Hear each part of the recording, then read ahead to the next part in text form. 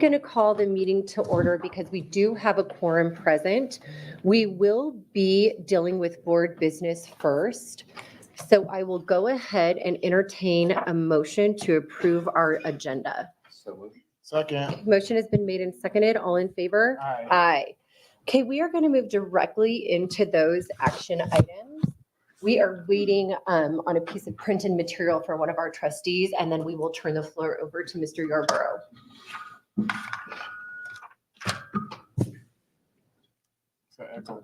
It was me. Okay. Are you ready for it? Perfect. With that, we will go ahead then and move into a 2024-2025 master agreement ratification. Mr. Yarborough? Chair Taylor, trustees, before you today is the proposed agreement with the NEA for the 24-25 school year. The NEA met on Friday and ratified the proposed agreement. Also in front of you is a memo where I detailed the substantive changes made in the contract from the 23-24 contract to the 24-25 contract. Most notably, Article 12 was where we had to do a fair amount of reworking, which was around our workday language. With the move to a 4-day student contact week, the typical teacher day moves from an 8-hour contact day to an 8.75 hour contract day. And so the details in that language are within that. And then there are other pieces within the memo, particularly the movement from a 185-day student and teacher calendar to a 170-day staff calendar. That is now a 150-day student calendar as the board has approved. And also with our specialists, our psychs, our OTs, our SLPs, moving from a 195 to a 180-day contract. Any other pieces of the memo there, I'll be happy to walk you through if you have any other questions or any pieces of the contract. But those pieces are there for your consideration and ratification. Again, the NEA did ratify this agreement on Friday, I believe around 4:30 is when their meeting started. I don't know the exact time of their ratification. Open for any questions you may have. Trustees, do we have any questions for Mr. Yarborough?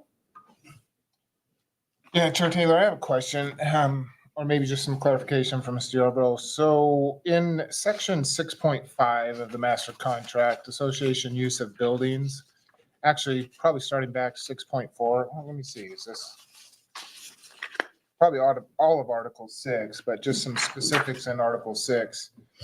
I can't remember if I brought this up couple years ago when I first was on the board and we were looking at this master contract, but the question still lingers. And that is, how much, let me see if I phrase this correctly.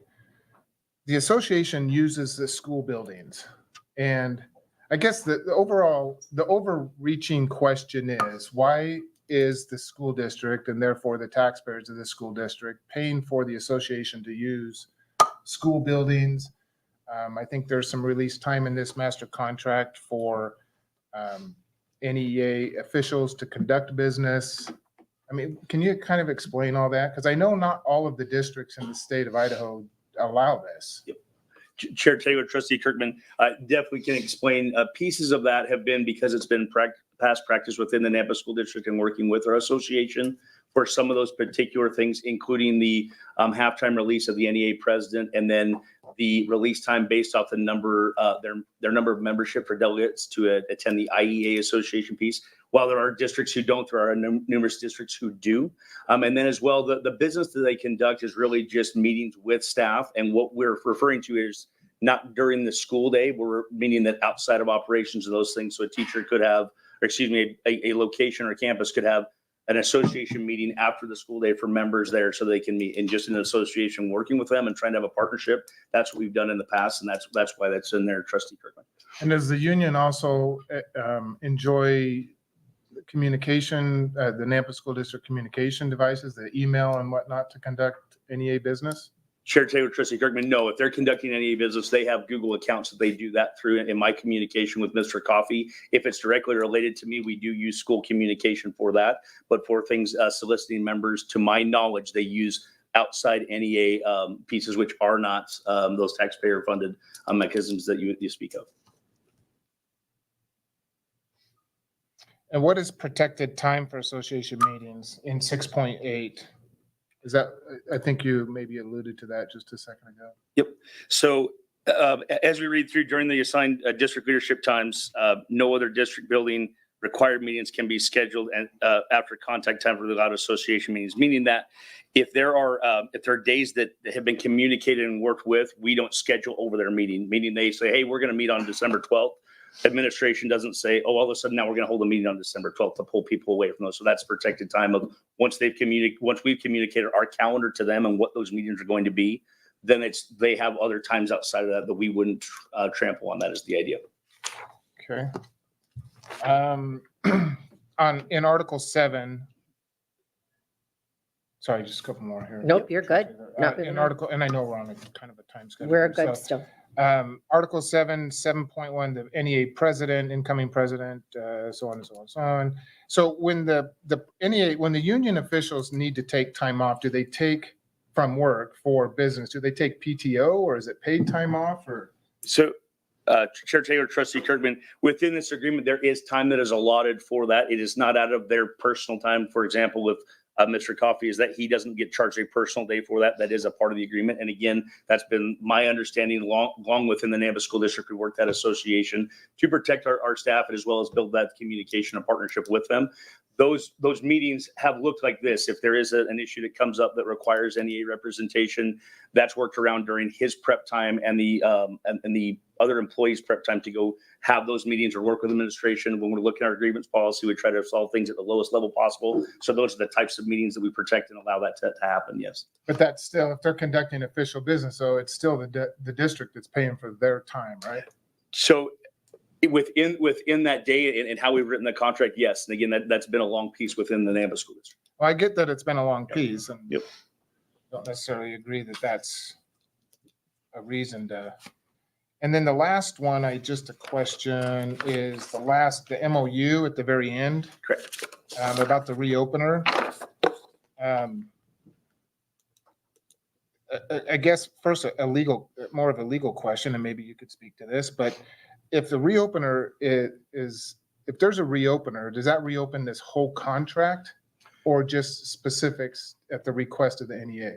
Chair Taylor, Trustee Kirkman, great question. The current contract, the 23-24 contract, was much more vague in its language, and that's why this current memorandum of understanding is so much more defined and specific.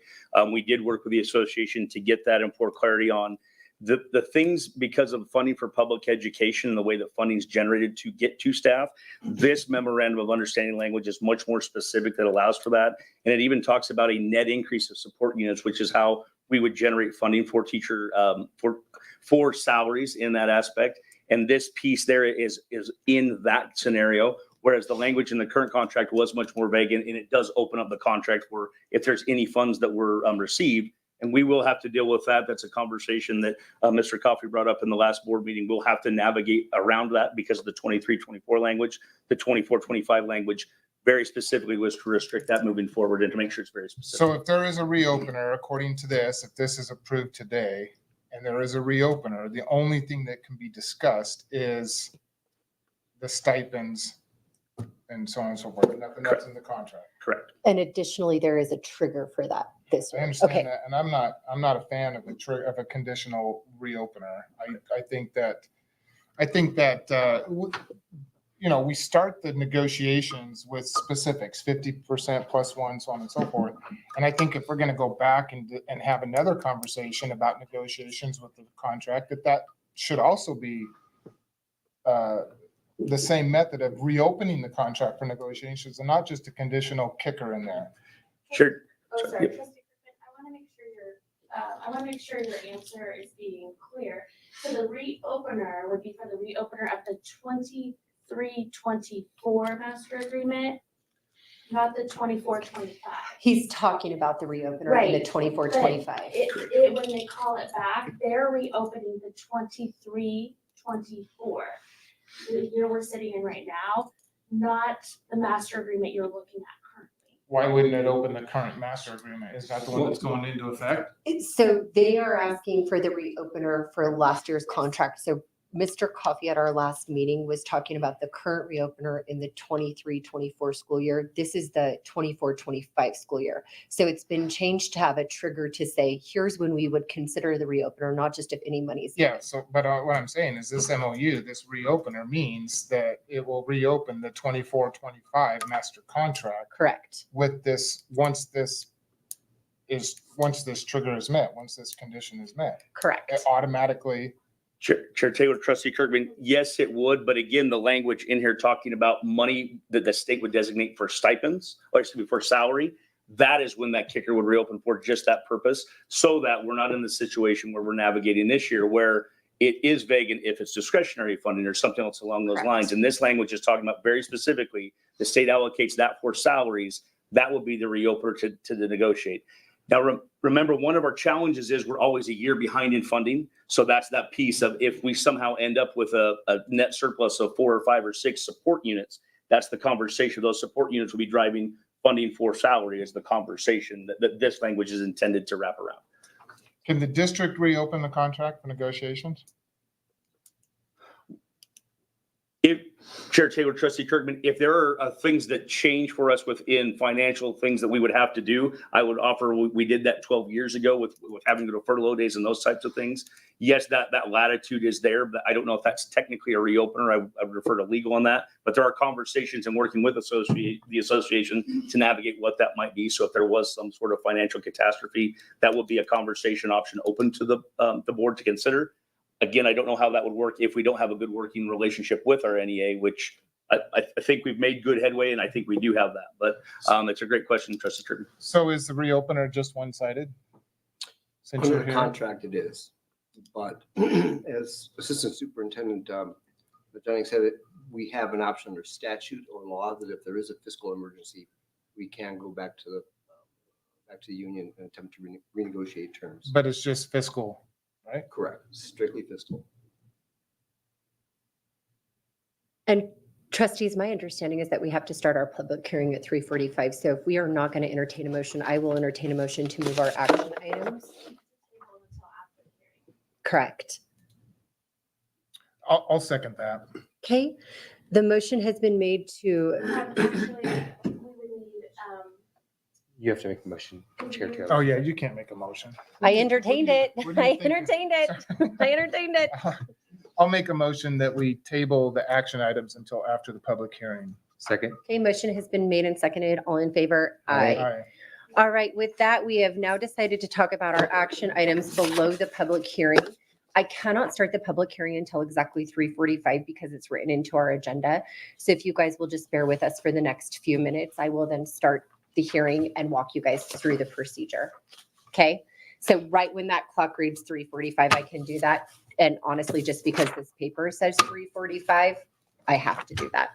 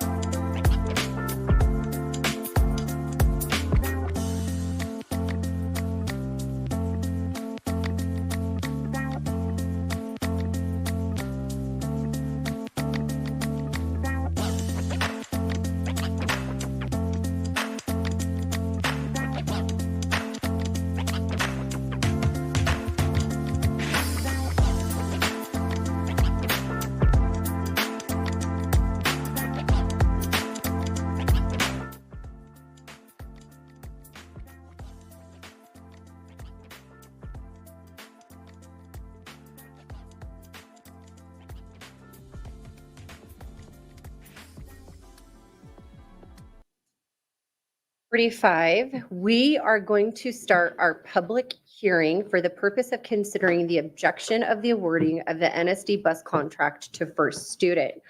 I want to walk everybody, both here in the audience and at home, through how this process will go. We will go ahead and have a presentation by Brown Bus, after which time the board will be able to ask clarifying questions. We will then hear from First Student. The same thing will follow. This board will be allowed to ask clarifying questions. It will then move on to our administration. Same thing. This board will be allowed to ask clarifying questions.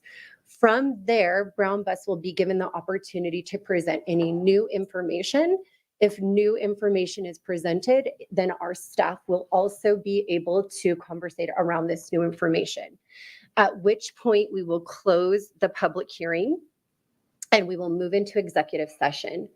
Following that executive session, we will come out and we will make a decision. So you guys will be here for that decision this evening.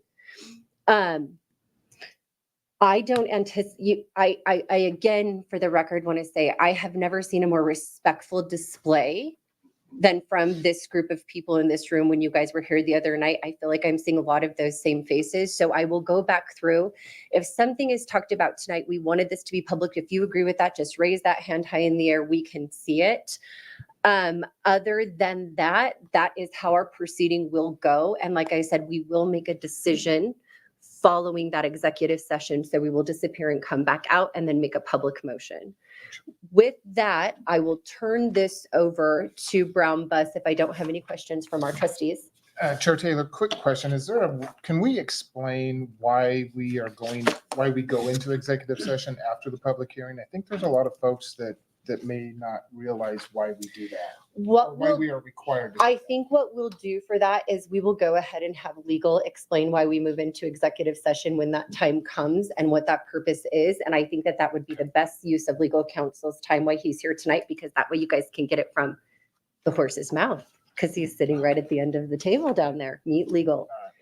It would just be a brief discussion to answer any questions they might have about the process and the legalities. We're not going to discuss the decisions for or against anyone. It will just be, hey, I have a question about this process or this motion, that kind of thing. Nothing beyond that. It would probably be very brief.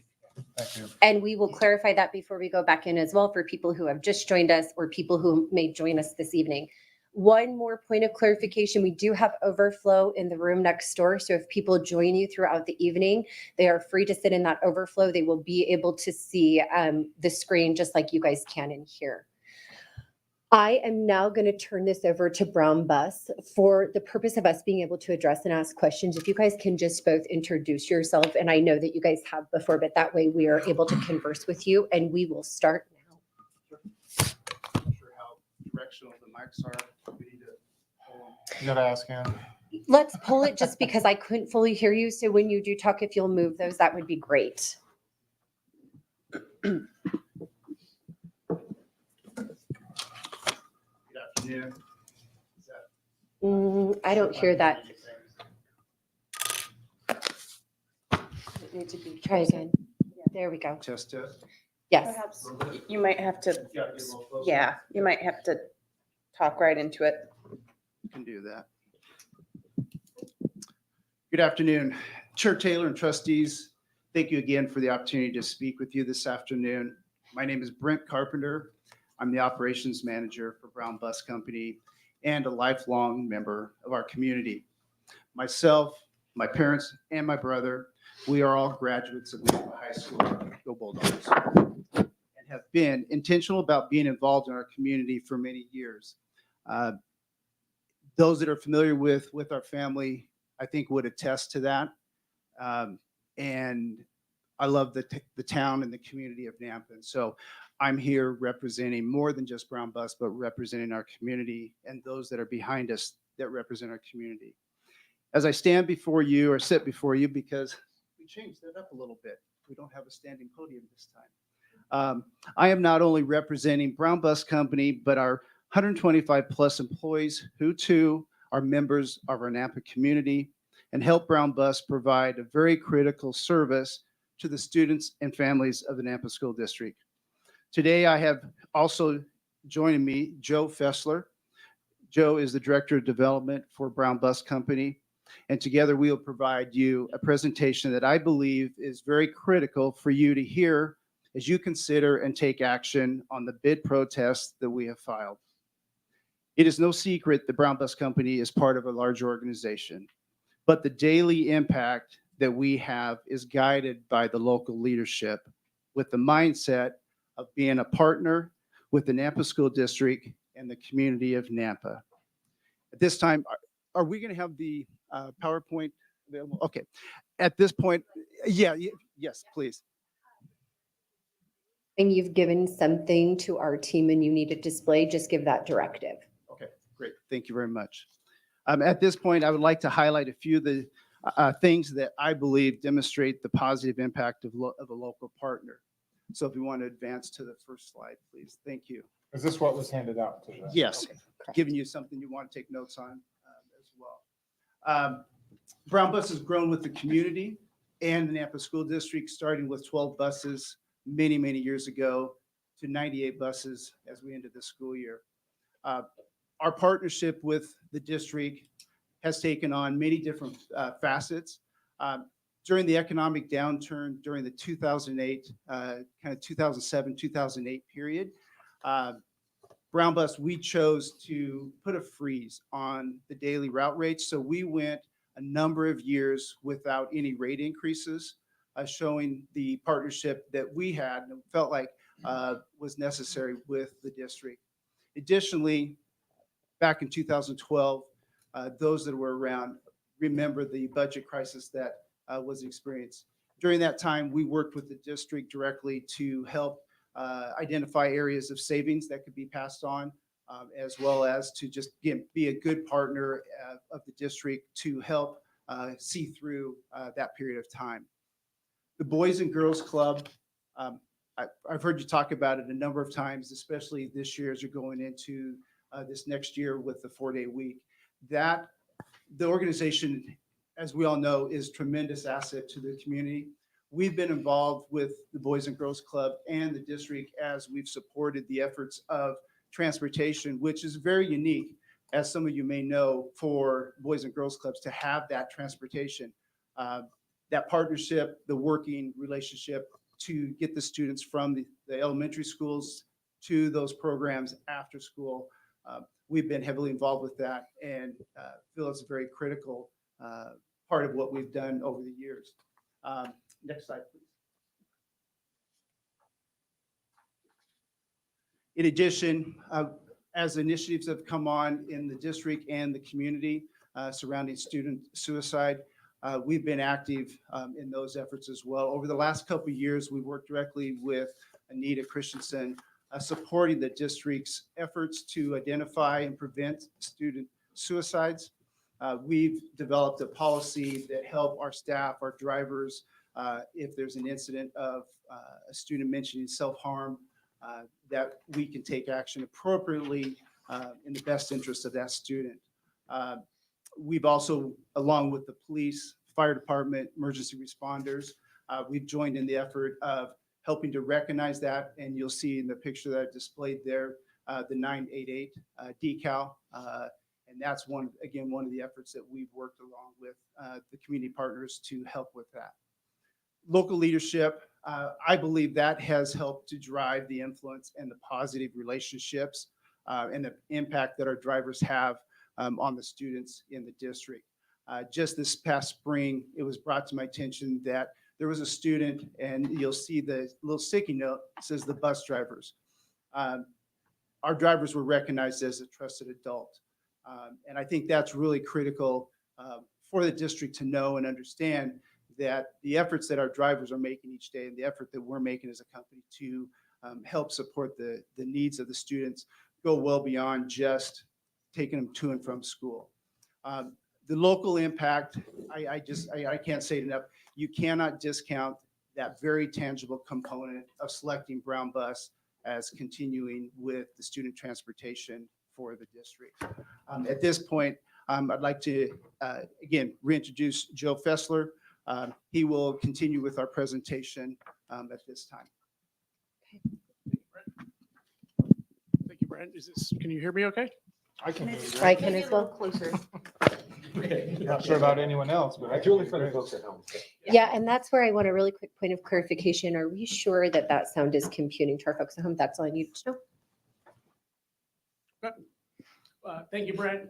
This presentation really is about why you want to keep your local provider of over the past 60 years, especially when we're the low bidder by a considerable amount.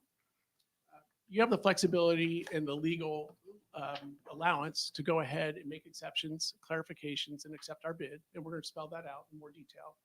And selecting Brown Bus really is in the best interest of everyone here in your district, your community, the taxpayers, parents, and the kiddos themselves too. We can go on to the next one. Thanks. So I'm not going to read this slide to you. I think we all know why we're here at this point. We are officially protesting really two reasons that administration mentioned for deeming our bid non-responsive. The first was leaving a blank under daily bus rates for shuttles on the pricing guide. And the second was not submitting no bid, but submitting a $0 fixed cost pricing guide too. So we're going to explain exactly why we did that. Next slide, please. All right, so bottom line, are we responsive? And you can see that clearly we filed a bid protest according to state law on June 18. I assume everyone has received a copy of that. We are confident, and again, we're going to spell out not just in that 19-page letter, but tonight, and answer any questions you have as to why we are indeed responsive. And again, I'm going to refer back to this probably a couple times, that the district has the right to waive any minor deviations, especially in the key is in the district's best interest. And also you reserve the right to seek clarification. Next slide, please. So the pricing guide, guide one contained a box for shuttles under daily bus rate, as we discussed. It also had two other boxes there for pricing, including hourly rate and mileage rate. Otherwise, the variable costs, if you would. As per Appendix B, we'll refer to that again, the district clearly required bidders to bid an hourly rate for all shuttles. So you can see, and I know in your board meeting, the CTE shuttles were even mentioned specifically. So CTE shuttles and Special Services Career Program, again, highlighted there, are calculated on an hourly basis. And then furthermore, the next paragraph, all shuttles then are calculated again on an hourly basis. And that was from this current proposal, this RFP rather. Next slide, please. So in two other places in the current RFP, it also instructs bidders how to price, especially for the shuttles. So the first one is the administrative information. That's sort of like the cover page, if you will, the initial section of the RFP. Under Section 6 pricing, you can see the highlight there. The bidder must identify the hourly rate for the different vehicle types being proposed. So that's for everything. And I'll show a picture here in just a moment of the bid guides just to refresh everyone's memory. The other area, again, this is now a different area of the RFP. Appendix C, again, further spells out exactly how to bid the items. And the highlight at the end there is, in case of error in computation, the unit price shall prevail. And the unit price being the hourly and the mileage. And there was an error in computation. And if we could go to the next slide, please, then we'll look at the pricing guides as they were submitted. So on the top part, on the brown bus, yes, you can see to the left of the circled numbers there, there is an empty space, and that is the rate per day per route. Oh, thank you, whoever. That was much easier to read now. I thought it was me. I was going to grab my glasses, but thank you. That's wonderful. Yes. So you can see that there is a blank there, certainly. And then when you go to the right, there's a zero total. Again, we followed the RFP specs verbatim and provided the unit cost, the hourly cost, the mileage cost, and it did not calculate those. So again, we feel that there is an error in the form because of that, because we did respond to the RFP. If you notice, the first student bid, interestingly enough, actually did not follow the bid specs, and they did not provide an hourly rate as was instructed per the RFP. In addition, the district did ask Brent, actually, before your board meeting, about some shuttle cost clarifications. And if we intended to offer shuttles for a cost, and Brent explained that we did and did the math and shared that with the district before your board meeting, as far as the simple calculation using our current invoices based on current service levels, the way it's been done in this district for decades, as far as hours and miles. And then when we extend that cost out, as Brent did and shared with the administration, it's a $379,000 cost. And I think if we can just step aside from all of this and everything out there, it makes the most sense for any school district to not go on a daily rate for a variable service like field trips, activity trips, shuttle costs, anything like that. It's inefficient to do. It's like asking for a daily Uber rate when I'm only going to go from here to there for a short period of time. So the way we do it and the way we've done it in the past for decades, like I said, you only pay for when that bus is moving. So when the shuttle is being used, yes, you will pay on a per mile or per hour basis, and that's it. Otherwise, it's wasteful.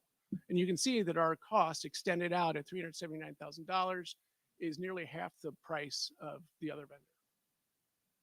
Next slide, please.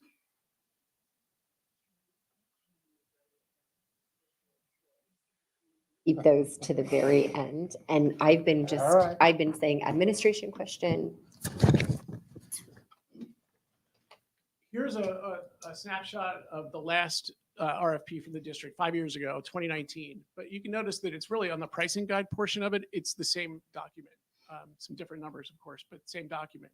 And you can see there, that again, there is a rate per day per route asked for. And again, that complies and that fits with all those things listed above that are completed. Daily routes, special needs routes, all the things that run on a daily basis, certain number of hours. However, left blank by design is the field trip, activity trip, shuttles, on down the line. But you can see that while we left all those blank as constructed, we did fill in the hourly and the mileage rates. And again, it's interesting. I mean, this is actually, we were deemed not only responsive, but this document itself is attached to our current contract and serves as our billing template today.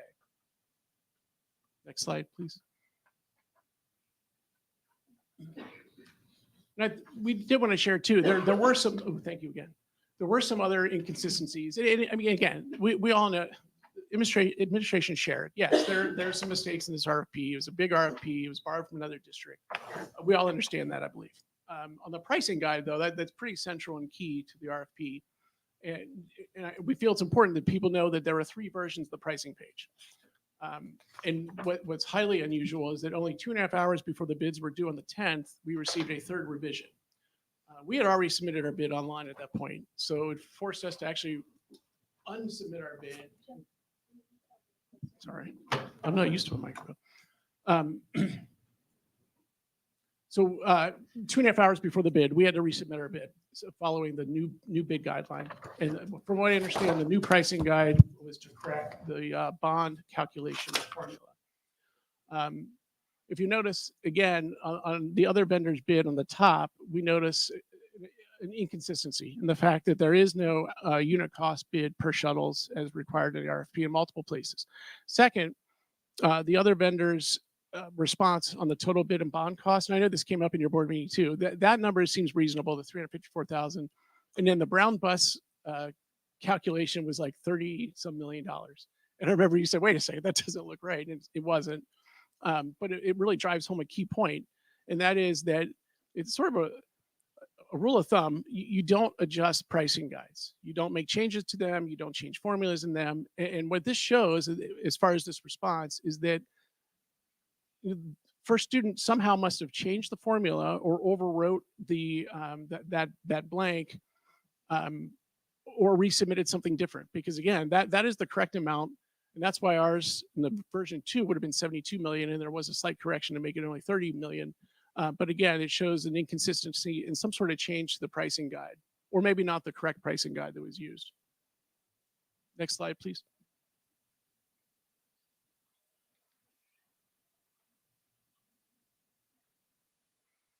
So the RFP directs vendors, this is the second area, the fixed costs. RFP directs vendors to please use Appendix B to better understand the fixed costs. I know that was referenced many, many times. This is Appendix B here. You were told that it contained the detailed fixed cost descriptions that all vendors need. I can tell you, we can all tell you, there's no specific mention in any of this document, it's 54 pages of fixed costs. There's no definition, there's no description of district goals, there's no guidance in this appendix. So the only definition, and I'll read it per quote, is on the pricing guide itself. It reads, this would include items in section 1 that do not pertain to busing costs and drivers associated with the bus. So with that strict definition is really the only basis as to come up with an acceptable capital cost or fixed cost. We bid 0 with the stipulation in our proposal that we would happily sit down with the district and discuss together in true partnership, what are the district's goals? How can we work together to come up with the appropriate fixed costs that meet your needs and jives with the state requirements as well? Next slide, please.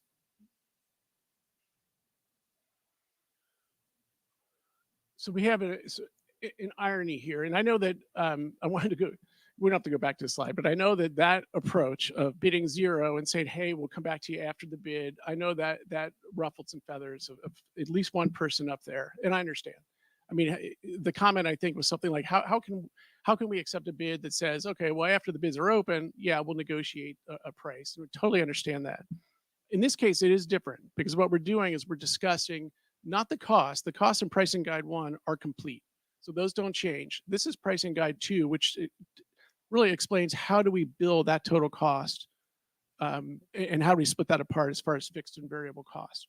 So it is different. And what's ironic that either way the district goes, whether going with first student or reconsidering and going with Brown Bus, the district is in a position where an addendum will have to be struck with either vendor on the fixed cost issue. Because one, on ours, you can either choose to start at 0 and work together and mutually agree, and maybe even, like I said, have someone from the state approve, yes, these are fixed costs, these are fixed costs.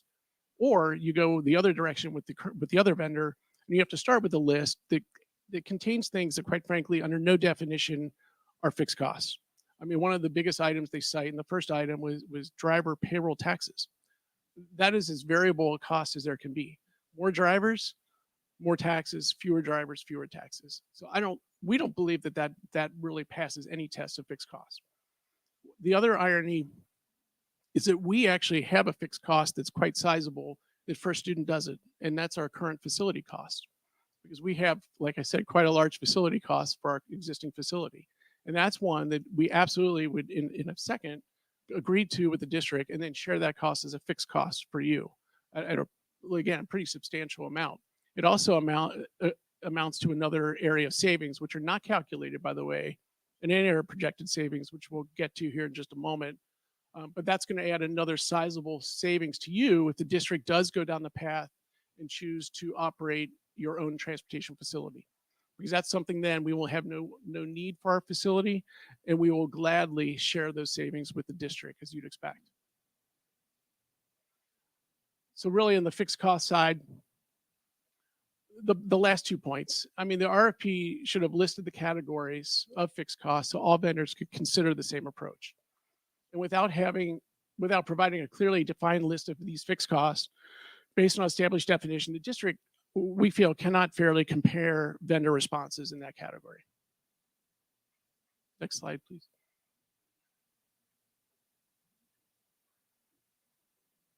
I don't believe there's been any debate necessarily about Brown Bus being the lowest bidder. What we have come to find out is there have been some differing totals as to, okay, how much savings are we talking about? How much lower is Brown Bus? And I wanted to explain exactly where we came up with these figures for you. So the 5-year savings total of going with Brown Bus versus the other vendor is $1.75 million. So if you look on the first the first student column on the far right, that's from the bid spec, $7.081 million. On the Brown Bus side, we have our total cost that includes our annual shuttle costs that were shared with the administration.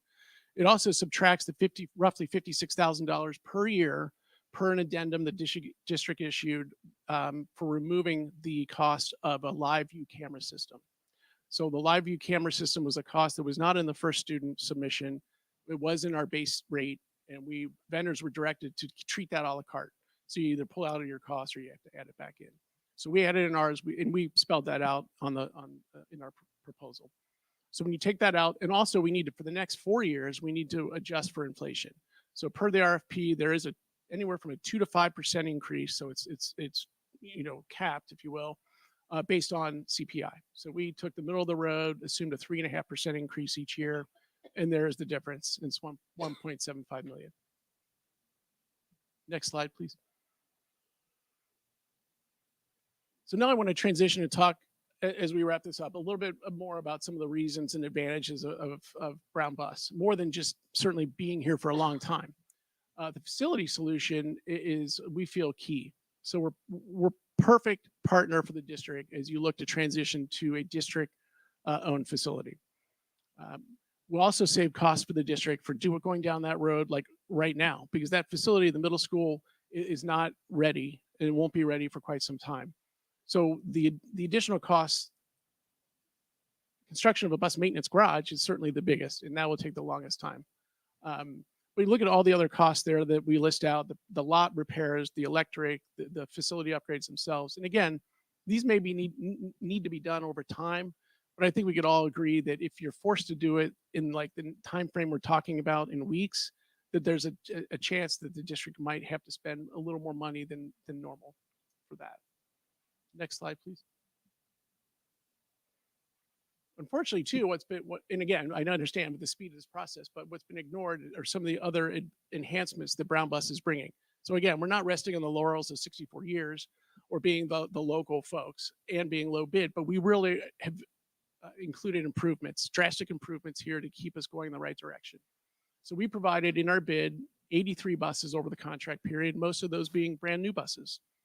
We're also, part of our investment here in Nampa School District is a nearly $8 million investment in capital equipment upgrades over the next 5 years that is in our bid included here. We're upgrading the radio systems to all digital. We're including a fourth camera head now that will face outside the school bus as well. We're adding child checkmate as an added safety measure. We're excited to use the district provided tablets as well for the left-right directions for our drivers. I think that's excellent. And we're also in the process of implementing a new automatic dispatch system. Next slide, please. So this can't be lost either. And again, we go back to the years of service, but at the same time, the level of service. It'd be a different discussion if we were here and there have been many, many, many service issues this year over the past number of years. And that's not the case. As a matter of fact, it was shared the pre-bid again. There have been no service issues, and we're, even complimented on their services dating back to, especially through COVID. And we're going to touch on the other two here in more detail, but we have the certified buses, the facility, and the staff, all these fine folks behind us here. Next slide, please.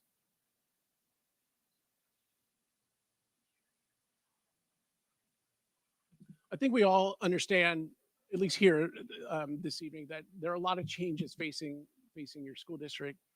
Even if you remain with Brown Bus. I mean, the district is taking on greater responsibilities, including computerized routing, which is a big undertaking. And I can tell you that partnering with Brown Bus is the only way that you're going to continue to have our experience and expertise to assist the district in that endeavor. Because it's, again, the people all here tonight or today, I mean, we know the roads, the traffic patterns, the traffic flow. We know what the building administrators, those building principals want. Every morning and every afternoon of our buses. We know the families, we know the kiddos. These are things you can't learn from the software system itself. These are very important. Next slide, please. Here's our outstanding spot inspection from the Idaho Department of Education. Shame on us, because this is probably the first time you're seeing this, and we've done a lousy job. We don't like patting ourselves on the back, and we need to do a better job of sharing with you some of the outstanding things that we do it's sort of business as usual for us, but again, it's something special that should not be a given.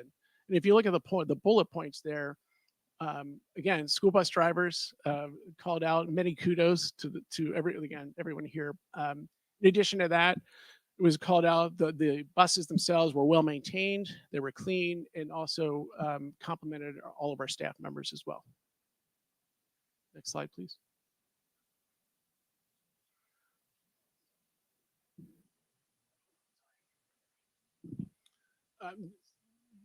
I think this is really crucial this transition risk, and I'd like to spend a little bit of time. We're wrapping up here, especially in your shoes. Let's talk about the buses. So our buses, we said, are already state inspected. They're in service and they're here ready to go. I mean, you can drive by our lot, you can see them all. They're getting them even shinier than they were when they ended the year. I know the other vendor said that they will bring in used buses from out of state, which you can do. but it's not quite that easy because you need to make an appointment. You can't just bring buses from out of state without meeting state guidelines. Every state's different. They've got, 1,000 different requirements. And the same, of course, of Idaho. So, you need to make an appointment with the state for each and every vehicle. You need to bring those vehicles in the state. You need to get them prepped to state spec, and then you need to have the state in to inspect each vehicle.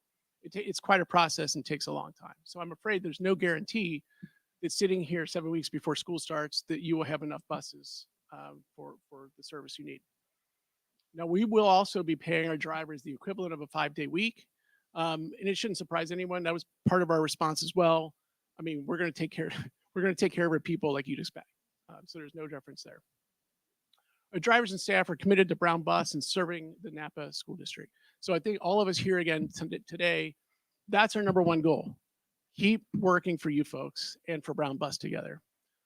I will say that most, if not everyone here today, they choose Brown Bus. If they have to choose between servicing the district or another vendor or staying with Brown Bus and servicing many of the other contracts we have, they made it clear that they choose to stay with Brown Bus.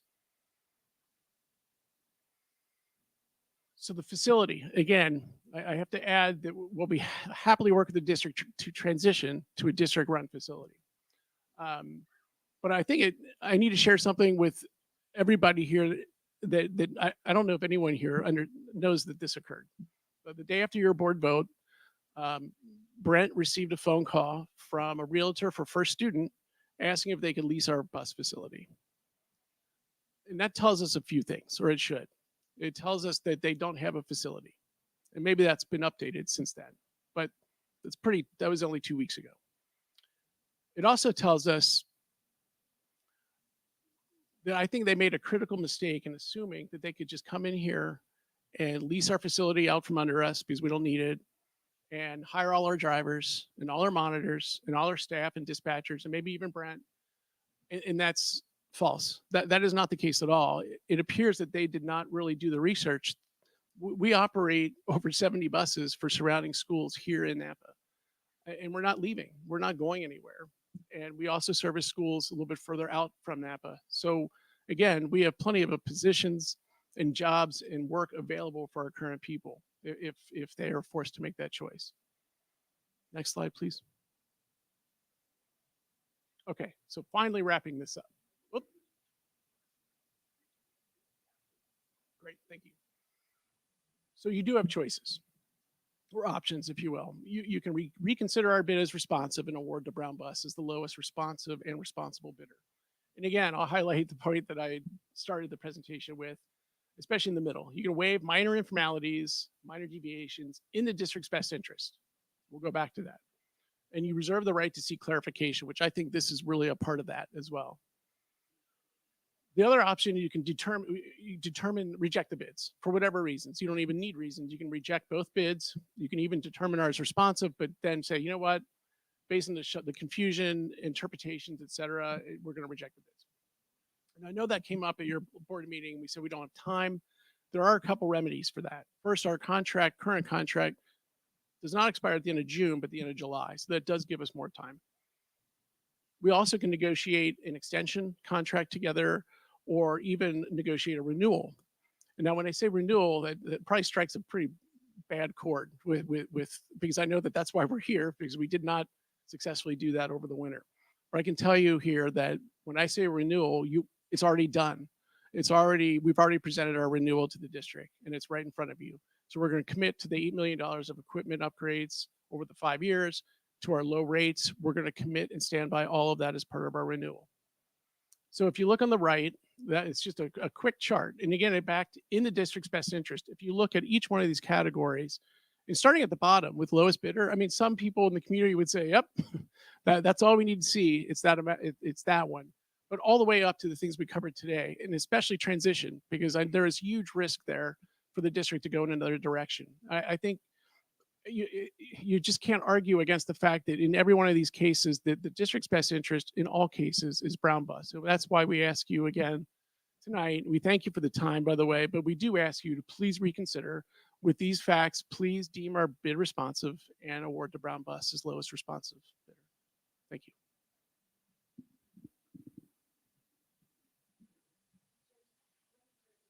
Have you spell your last name for me? I'm so sorry. How do you pronounce it? It's F is in Frank, AESSLER. Got it. Thank you. All right, trustees, at this time, we will entertain questions for Brown Bus to seek clarification, and any one of us can start. So Chair Taylor, after questions, then the district will have an opportunity. First student will go First student. following Brown Bus, and then Then the the district, and then back to Brown Bus, and then possibly back to administration if there's new information after everything that's heard. So you guys will get another opportunity to speak.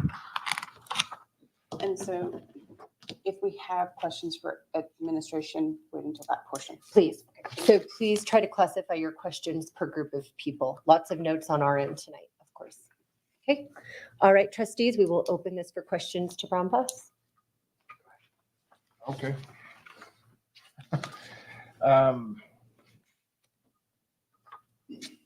So a couple of notes here. I wanted to just clarification back on the bid price. And Tyler, your fingers are going to get an exercise tonight going back and forth with these slides. I would agree, but Taylor, I also would agree that it's important that we have each piece pulled up on the monitor so that we know where our questions are at. Thank you. What's, do you know what number that is? Sorry. That one, yes. Okay. Thank you, Taylor. It's already there. If you could pop that up a little bit more, so. Okay. So my question is, was the solicitation for bid specific for rate per day or hourly rate? Or was it and hourly rate? Was it and or? The only, as far as I can, Keep it up there. Sorry. The only mention of rate per day per route is on that pricing page right there. And again, it's been that way for past bids for a long, long time. But I don't recall that ever being Okay. described. So again, on that same line of, For clarification, so we don't know if it was an and or an or. Okay. Right? and maybe maybe Okay. further down district. Get it. I just was seeing if you got a clarification out of that because I didn't. So explain to me from your point of view, the rate per day per route versus, and those next two columns are excess hours rate and excess miles rate. To me, that does not sound the same as hours, the hourly rate and there's, what's the excess? Correct. Again, we weren't able to fill, the sheet was locked. So we would have preferred that as a rate per hour and rate per mile, without a doubt, but we could not insert into those boxes. And so we've done what you can see what we did. The only boxes that we could complete, because again, the RFP required unit cost and it's specifically hour. So that's the only space on the pricing guide that accepted hourly rates. Okay, again, I don't think maybe it was my question, but the $43.03 in that excess hours rate, what does excess hours rate mean? What are you bidding at $43.03 for excess hours rate as opposed to non-excess hours rate? It's simply the same. It's hourly rate. That's all it is. It's not excess. It is hourly rate. Why would the solicitation specifically say excess hours rate? I don't know. Did you reach out for clarification from the district on that? We asked a number of questions, not that one specifically, no. Okay. Because there's a rate per mile and a rate I see you. per hour and a rate per mile. But then there's also the excess hours rate and the excess miles rate. So it's obviously two different rates. that Right, is and the being rate- requested. Exactly. The rate per hour and rate per mile columns you're referencing that have numbers in them, those were automatically Calculated. calculated. So those were locked. We couldn't respond to those. Well, if there's nothing there, then there was nothing to calculate. In the cell, yeah, yes, that's correct. Okay. I've got you. I do. Sorry. No, nope. It's okay. I want to let you finish. I've got Stephanie. I've got it. Okay. And you had made a comment about the RFP 5 years ago, which was different. So the RFP 5 years ago, 2019, I appreciate you bringing that up. But my understanding is this RFP is completely different than that RFP. So, I mean, it's not, and I understand why you put it there for context and things like that. I appreciate that, but it is completely different than this. asked for a lot more, completely different. But yes, as you can see, the pricing guide itself is the same, essentially Okay. the same document. And you mentioned on fixed costs, like with, and you made an example like payroll taxes, and it makes sense. How do you determine what payroll taxes could be if you had 20 employees or 120 employees? But couldn't you provide a cost if you had 20 employees, or provide a cost if you had 120 employees? I understand that employees' numbers will move around and therefore payroll taxes, but that doesn't change the payroll taxes though. Correct. I mean, there certainly some expense for payroll tax, a large amount, depending on the number. So I don't know how you compare vendor to vendor. Like, how do you make that assumption? We don't know. And again, we're really reluctant to submit and suggest that is in fact a fixed cost, because we're not sure that it is a fixed cost to begin with. It fluctuates with hours. Sure. So Wait, I'm so confused. But you could give us, you could provide at 40 hours for 10 employees is what the payroll taxes are going to be. That would be. But we're not, Make it a fixed cost. but wait a second. I just want a clarification in this. I don't even know how to ask this. So you're not arguing that employee taxes are a fixed cost. You're telling me that you can't calculate them because you don't know how many employees that you would have. Is that what you're saying? It's both. I think it's both. I think it's not a fixed cost, and you also can't identify exactly what that amount's going to be Okay, day to day, Okay. year to year. got it. That clarified that. Give me 1 second because I got Stephanie, unless it's on this train of thought. It's on this train. Go for it. Is yours too? Okay, sorry, Stephanie. Sorry. Let Stephanie go because I thought hers was a second question, and then I will go directly to you.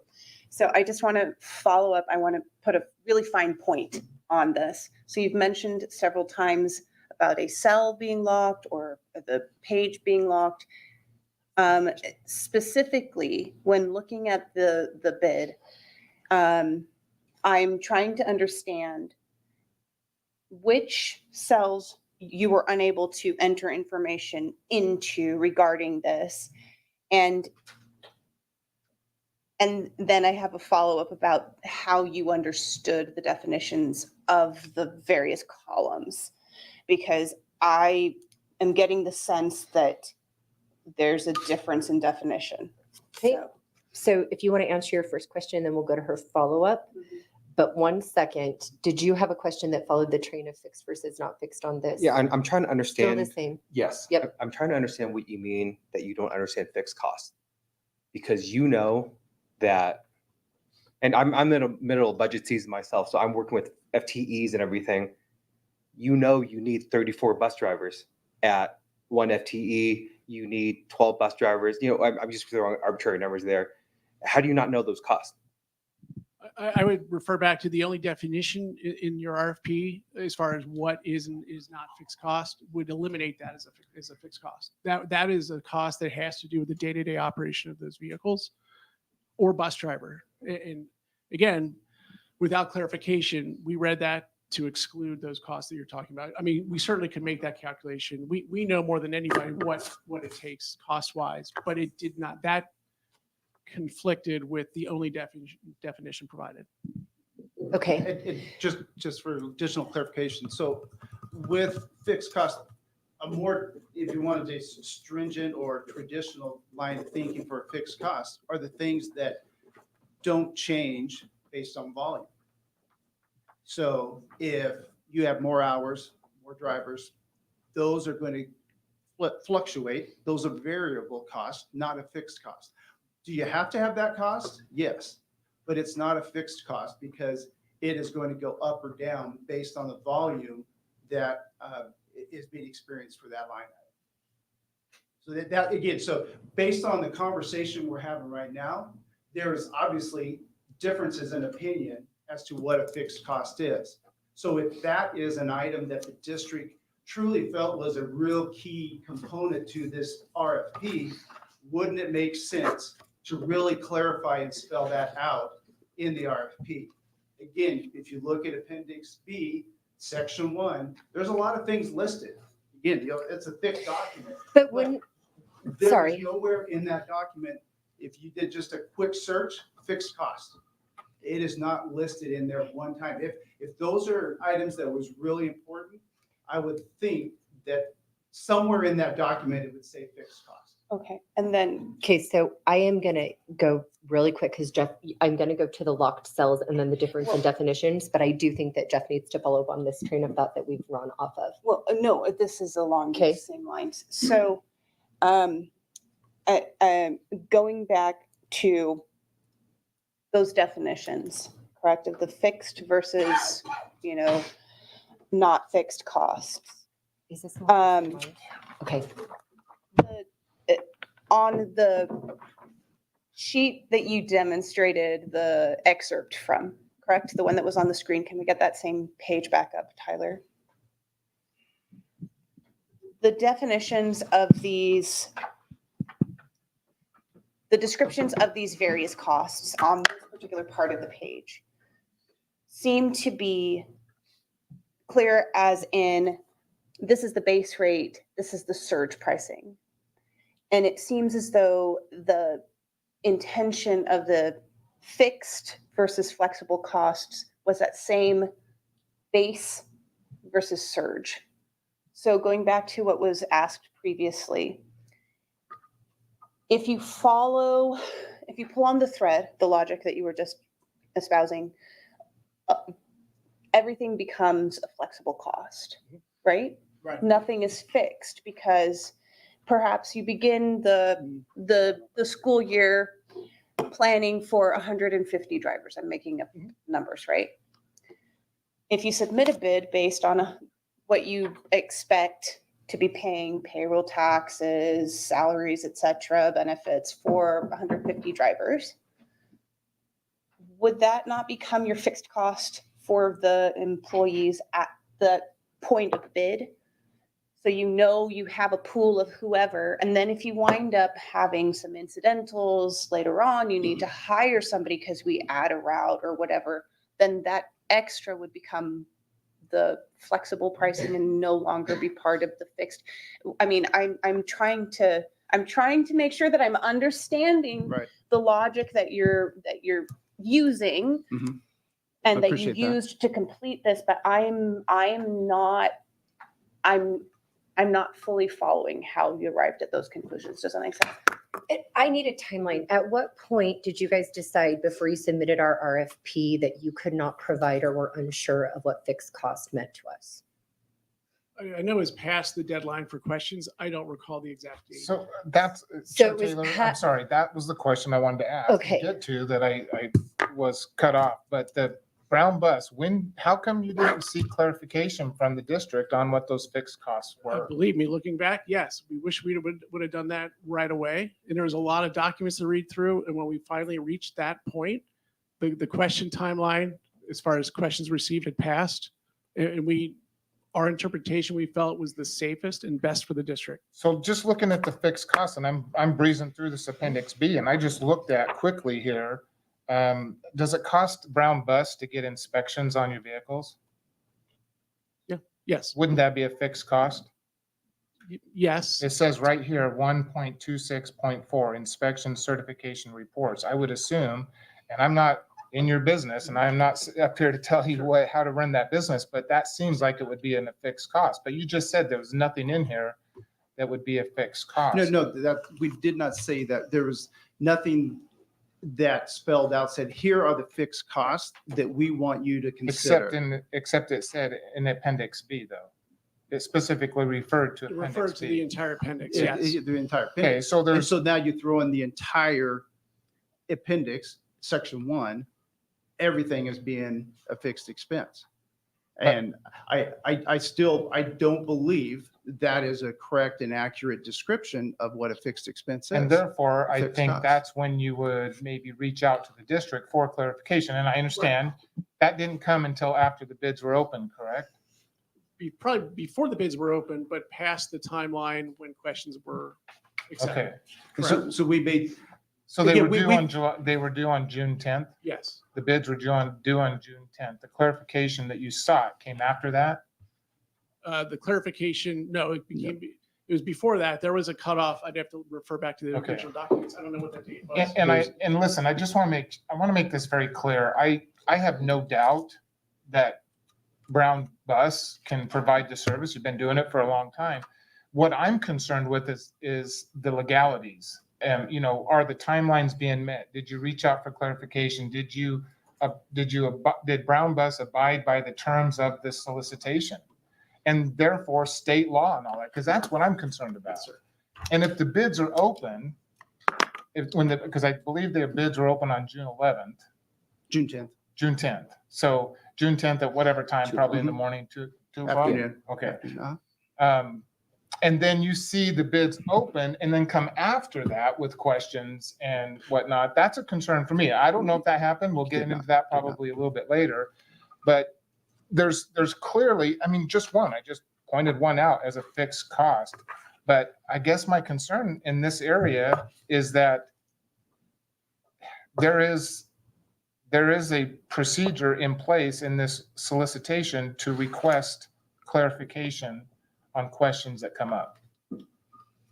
And that was my question on this is why not seek those So clarifications? as we reviewed the, various documents, and if you look at, you guys have seen it, there's many appendixes, other documents that supplemented the RFP.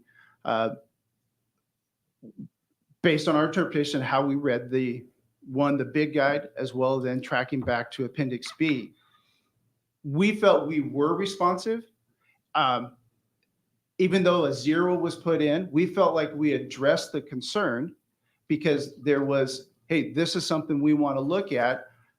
It did not change our price. It did not change our price. Our total price, when you get to the third tab on the spreadsheet, would have been the same one way or the other. And so we felt like we were responsive.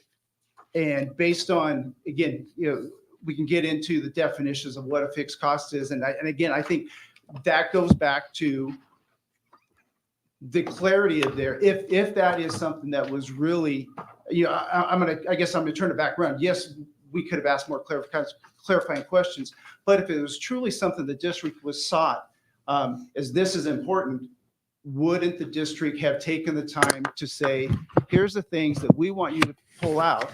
Because based on what was explained during the bid award special meeting, there's costs that the district is seeking to get a higher percentage of reimbursement. So if that was the goal, wouldn't you be looking at the metrics for the State Department of Ed on things that are reimbursable to this district? And these are the things that we're looking at, instead of just throwing out a laundry list of things and saying, these are all fixed costs, pick which ones and then throw us a number. Again, you're going to have to do some type of addendum with First Student, have to do some type of addendum with us. So I'm not sure that the fact that there's a 0, I still think that is a responsive bid. Was the very change of our RFP not a trigger that we needed something different? This board has a process. That process is an RFP. You've done business with us for a long time. The fact that we had to change our RFP to get so granular after we have been so transparent about the financial crisis affecting education, why did that not signify to you guys that we needed different information for this RFP? Yeah, we felt like we did provide the information as was requested. So at the time you felt like it was. In hindsight, what you're saying is you feel like it was not? In hindsight, No. I wish we would have asked the clarifying Okay. question in a timely manner. We did Okay. not. We felt that our response, not the 0, but in our bid when we said, we will happily negotiate with the district in good faith to, again, discover together what are these cost areas that make the most sense for the district and agree to them. Certainly facility cost, that's an easy one that I think everyone, yes, that's certainly a fixed cost. And that's one, yes, we will absolutely hand that back. But again, it's just gray. It's very confusing with the RFP as issued, what constitutes a fixed cost and what does not. Okay, I'm going to move on to trustee Sue, Sorry. and then I'm going to go to trustee Benz, and then I have some questions. And I have two questions here. The first question is, First Student didn't have a problem breaking out fixed cost bids. Why was it so difficult for you? I wouldn't say it was difficult for us. We read the RFP, and the direction we chose, which is what we submitted, is the direction we felt was in the best interest of the district. Because again, we didn't know which were the key items the district was looking at. It did not change our overall cost to the district. So the price was staying the same. So when you get to the total price, it wouldn't change 1 cent. I don't understand that. Excuse me. I don't understand that comment, Okay. that response. How would it not change down the road?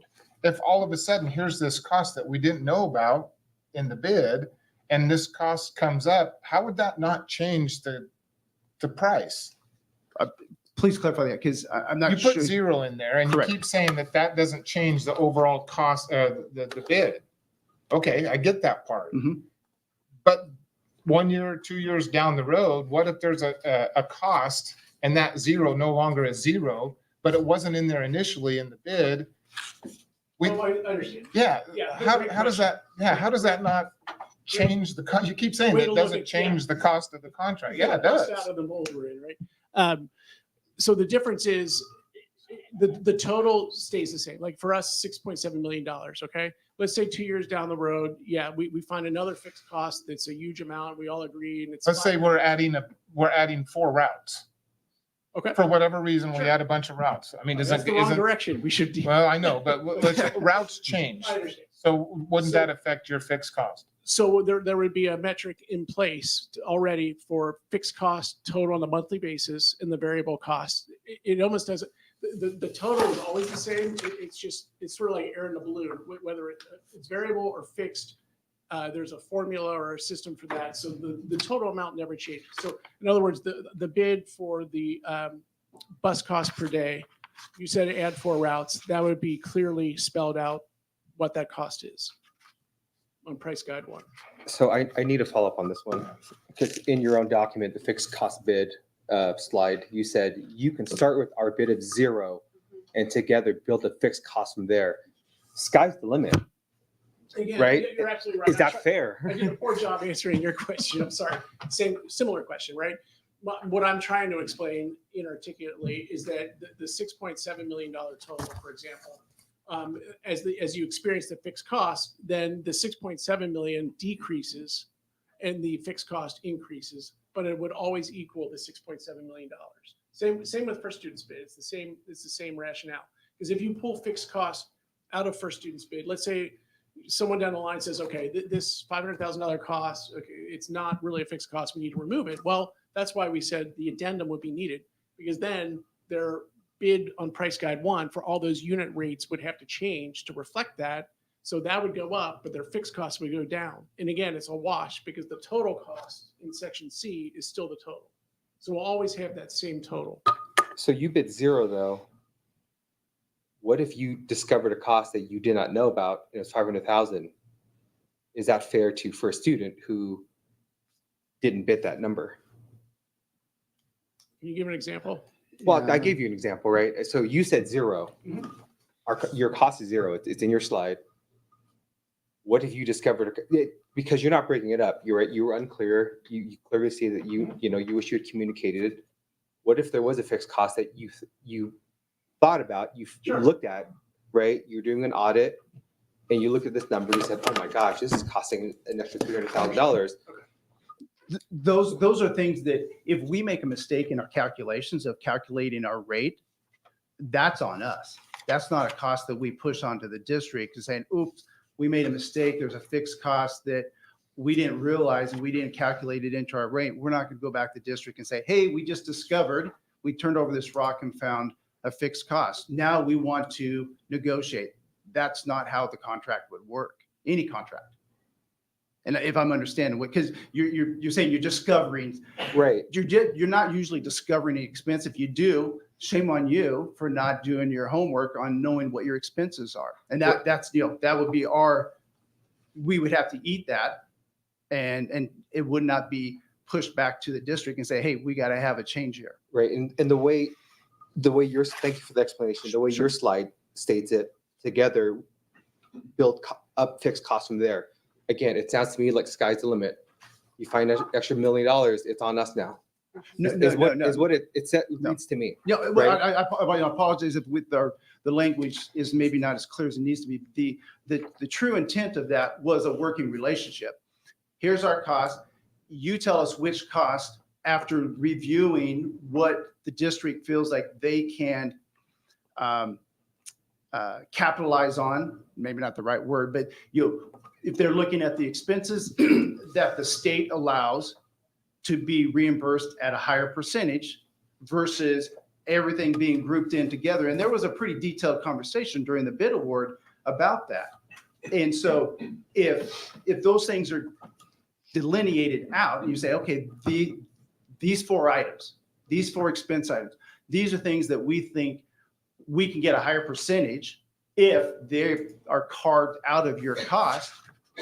We carve those out. You know what those are. You submit those separately and you get your reimbursement at the higher percentage. Then that trickles back down to adjusting our daily rate. Again, back to the analogy that Joe used of, the balloon. You squeeze it here, it's going to push it over here. You squeeze it here. So it would continue to be the same cost. You're just getting it reimbursed in a different fashion. Do you not know what those fixed costs are that are reimbursable by the state? In our world, all the transportation costs, so the way the state does the reimbursement, they carve out district operated, so districts that only do busing and have no contractor relationship. They also have the scenario where districts that contract fully. And then over the last couple of years, I'll call it a hybrid, where it's kind of a district and it's a contractor scenario. And so that's the world that the district is stepping into by taking on some of the routing expenses and some of that labor. Those are internal actual expenses that you can go go submit as a claim. I believe, and I think you guys need to explore this, I believe there's not clarity at the state level, whether it's in CISPO or state statute, as to whether an expense that we are incurring as the contractor can then be carved out or then paid separately by the district to gain a higher percentage of reimbursement. So I think there's really a fine line that's being walked when we're talking about these fixed costs, because I think some of it is being lost in what actually would take place at the state level. There is a schedule of reimbursable expenses. There's items that are reimbursable at 50%. There's items that are reimbursable at 85%. Typically, those items are things that are incurred solely by the district. When you step into the world of a contractor, it's usually you've got, say, $100,000. You're going to get whatever reimbursement for that year, the 50%. Then you get the variable for the block grant that pushes your overall percentage up to, at best, probably 80%, but usually closer to 60 to 65%. So again, I think we're splitting some hairs that we don't know we're splitting in this scenario when we're talking about fixed costs. Okay, I If can't that- relate. Sorry. What's Okay. I can't relate. Trustee So I don't Salem- know if I muddied the waters or if I provided some clarity to, I think it is really a more complex discussion than just, did we include fixed costs? Did you get your clarification, Trustee Benz? Yeah, so I'm still struggling with the logic behind how you arrived at the conclusion that you had $0 worth of fixed costs, particularly since you've mentioned a couple of times, well, yeah, we have the facility. That's obviously a fixed cost. And I keep on going back to that fixed cost bid slide. And on that slide, it says the only definition on pricing guide 2 is that this would include items in section 1 of the appendix, the rather lengthy appendix that has been mentioned several times. that do not pertain to busing costs and drivers associated with the bus. It's my understanding that those descriptions in the pricing guide in that section 1 were general categorizations. So it sounds like you were looking for a list of items that would be considered fixed costs, and you didn't find that list of items, but you did not understand the descriptions that were given of the types of items that would be included in the busing costs and the drivers. I'm still struggling with that, because particularly since you've mentioned we know how much the facility costs, we know how much this costs. I'm still not understanding how you arrived at we don't have any fixed costs. We didn't want to bid, for example, facility cost is a fixed cost. And we knew that. So good question. Why didn't we at least include that? We didn't want to at least include that and only that because we were worried that that would be looked upon unfavorably, because you would say, oh my goodness, Brown Bus is only going to, designate X amount of fixed cost. We know there's more there. So we either had to load it up with costs that may or may not be fixed costs in the eye of the law. As Brent mentioned, it is still gray. We're all still learning it. Or we start with zero and build it up together. I hope we understand. I mean, we're not trying to be cute. We're not trying to avoid it. We want to help you. We want to get that fixed cost as high as absolutely possible. But Go for it. We felt like we provided. That's possible. Yeah. As high as possible. I don't know. Let me put a finer point on this. So if the descriptions of the types of things that would be included in the busing costs, for example, gas for the buses to go on the routes, which, could be $5 today, $3 tomorrow, whatever, right? That's obviously a variable cost, and that's associated with the actual use of the bus. And you would do some formula to figure out, on average, we're going to need X amount to cover this variable cost per bus, per route, per hour. And same thing with the drivers. If you have your drivers on salary, for example, I could totally understand that being a fixed cost unless you're paying overtime or whatever that happens to be. If it's not salary, if it's an hourly rate, it totally makes sense to me to include that as a cost that is a variable cost per route, per driver, per day, or whatever, per hour, right? What I am not understanding is, even with this, what you have identified as a gray description, the bus itself, you're not going to need to necessarily purchase 10 new buses during the course of the contract, at least for the first year or whatever. Wouldn't that be a fixed cost that you're going to have, maintenance of the bus or whatever?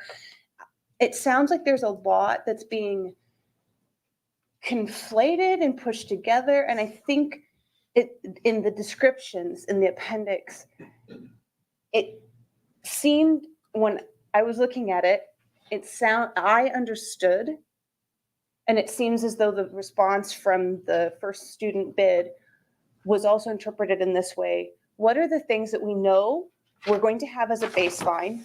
What are the things that are likely to change based on use, surge, demand? So maybe we don't need 10 shuttles today, or whatever it happens to be. Those seemed to be able to be understood. And I think that the lack of a checklist was because that's going to look different for each organization. And so I'm still struggling to understand how it is that you arrived at, we have zero costs that we can anticipate not changing over the course of this bid. I'm still not understanding, because the response that you just provided was, well, we're going to fudge the numbers. At least that's how it sounded to me. Perhaps that's not what you intended. Could you clarify? Definitely not the intent. I believe we felt like the way it was submitted, and in our cover letter, it wasn't like we just put a zero and didn't respond at all. It definitely was addressed. So our intent was to have that conversation so we could arrive at the fixed cost, again, that the district was seeking, that would be advantageous to the district. And- And I go back to our overall cost did not change. And the competitors would not have changed, you know, so if they would have taken something and pushed it into the daily rate, And the I same do, scenario. I do apologize. I don't have the cover letter in front of me. I did read it Mhm. and I did have it at our last, at the bid when we were discussing that. But if I remember correctly, in that cover letter, it said, well, we can break out the fixed cost if you'd like us to. And so my question then goes back to why did that not occur as part of the bid if it was clear from the RFP that that was what was required? I'm still not understanding that. Can you please help me understand? I mean, I can restate it again. It was our interpretation. Unfortunately, no one, I don't believe anyone in this room, and maybe not even anyone watching, can really truly give the definition of what is acceptable fixed costs for what we're talking about. As Brent mentioned, it is a new day. Our response, we felt, gave the district the most flexibility whatsoever. We did not want to get the district or us in trouble by suggesting some things. Yes, these are fixed costs. Like you mentioned, many good thoughts. Well, the bus itself, if we know, only to have someone down the road a year from now from the state to say, no, you've been doing this wrong for a year. That is unequivocally not a fixed cost. We don't have that list. We don't know what the answers are. We want to discover those together with you so we go down the path together correctly. We did not want to give you too much and overpromise. And clearly we gave you too little. I understand that with the flexibility of building it together. Okay, I have some questions. I'm going to start from the beginning of this slideshow. Tyler, I do not expect for you to follow me slide to slide. If it becomes hard for my fellow trustees to follow, I'll stop and direct to the slides. Do you guys have legal counsel present today? Are either of you legal do. counsel? No, neither one. So where is your legal counsel? They are Online. Okay. So Brown Bus has legal counsel here. What year was Brown Bus bought out and by who? It was 2012, Okay. October 2012. Okay. And it was Illinois Central School Bus that purchased our company. And do they still own it today? Yes. What happened to Brown Bus drivers in 2012? When Brown Bus was purchased by a national company, what happened to the drivers? They transitioned and remained with the company operating under Brown Bus, but as a subsidiary of Illinois Central School Bus. So in 2007, 2008, during the economic downturn, Brown Bus was owned and operated by who? By myself and my brother. You guys owned it then? Yes. So you guys sold the company? Yes. Okay, that helps. Thank you. I was looking for clarification. Sure. Were the bus routes provided to the Girls and Boys Club free? No, they were wrapped up into the daily rate Of the district? of the district. Okay. Yep. And I did not intend to insinuate that we were providing that. I don't think you did. I'm that- just looking for clarification Yes. and I'm just trying to be simple. But Sure. if you feel the need to clarify, please do. Sure. And I will pause. Yeah. Okay, so in 2012, you guys became a national company and you retained the employees, which they were yours. Realistically, they were Yes. yours. And now you run the company as, what is your official title? Operations manager. Operations manager. And I didn't catch it. Can you tell me your official title? I'm so sorry. Sorry, Director of Development. Thank you. Joe, are you based here? I'm not. Where are you based out of? I'm based out of our Joliet, Illinois office. Love me, Chicago. Love me some Chicago. Okay, I don't. I do. I do. I will For the tell you the record. food, I do, and the Cubs. But okay, so were you or were you not aware that our district has had some financial hardship? Yes. Why were you aware? Conversations with Courtney and Superintendent Russell. What was the initial, And you're referring to this year, correct? I am. Yes. What was the initial cost Brown Bus would have been before we opened our bid? You mean through the renewal? Through the renewal? So the initial was just shy of, it was 24 and change, 24%. That was the 24%? initial. Give me that in millions. It's probably in either just shy of 2 million or just a little over 2 million. I want a total cost of what that contract would have cost us. I don't have that number off Okay, the top of so- my head. So can you give me an estimation? So today we're sitting at either your bid of 6 point something million according to you or the other bid from First Student. Had we not gone out to bid, what were we looking at paying to retain Brown Bus in a renewal?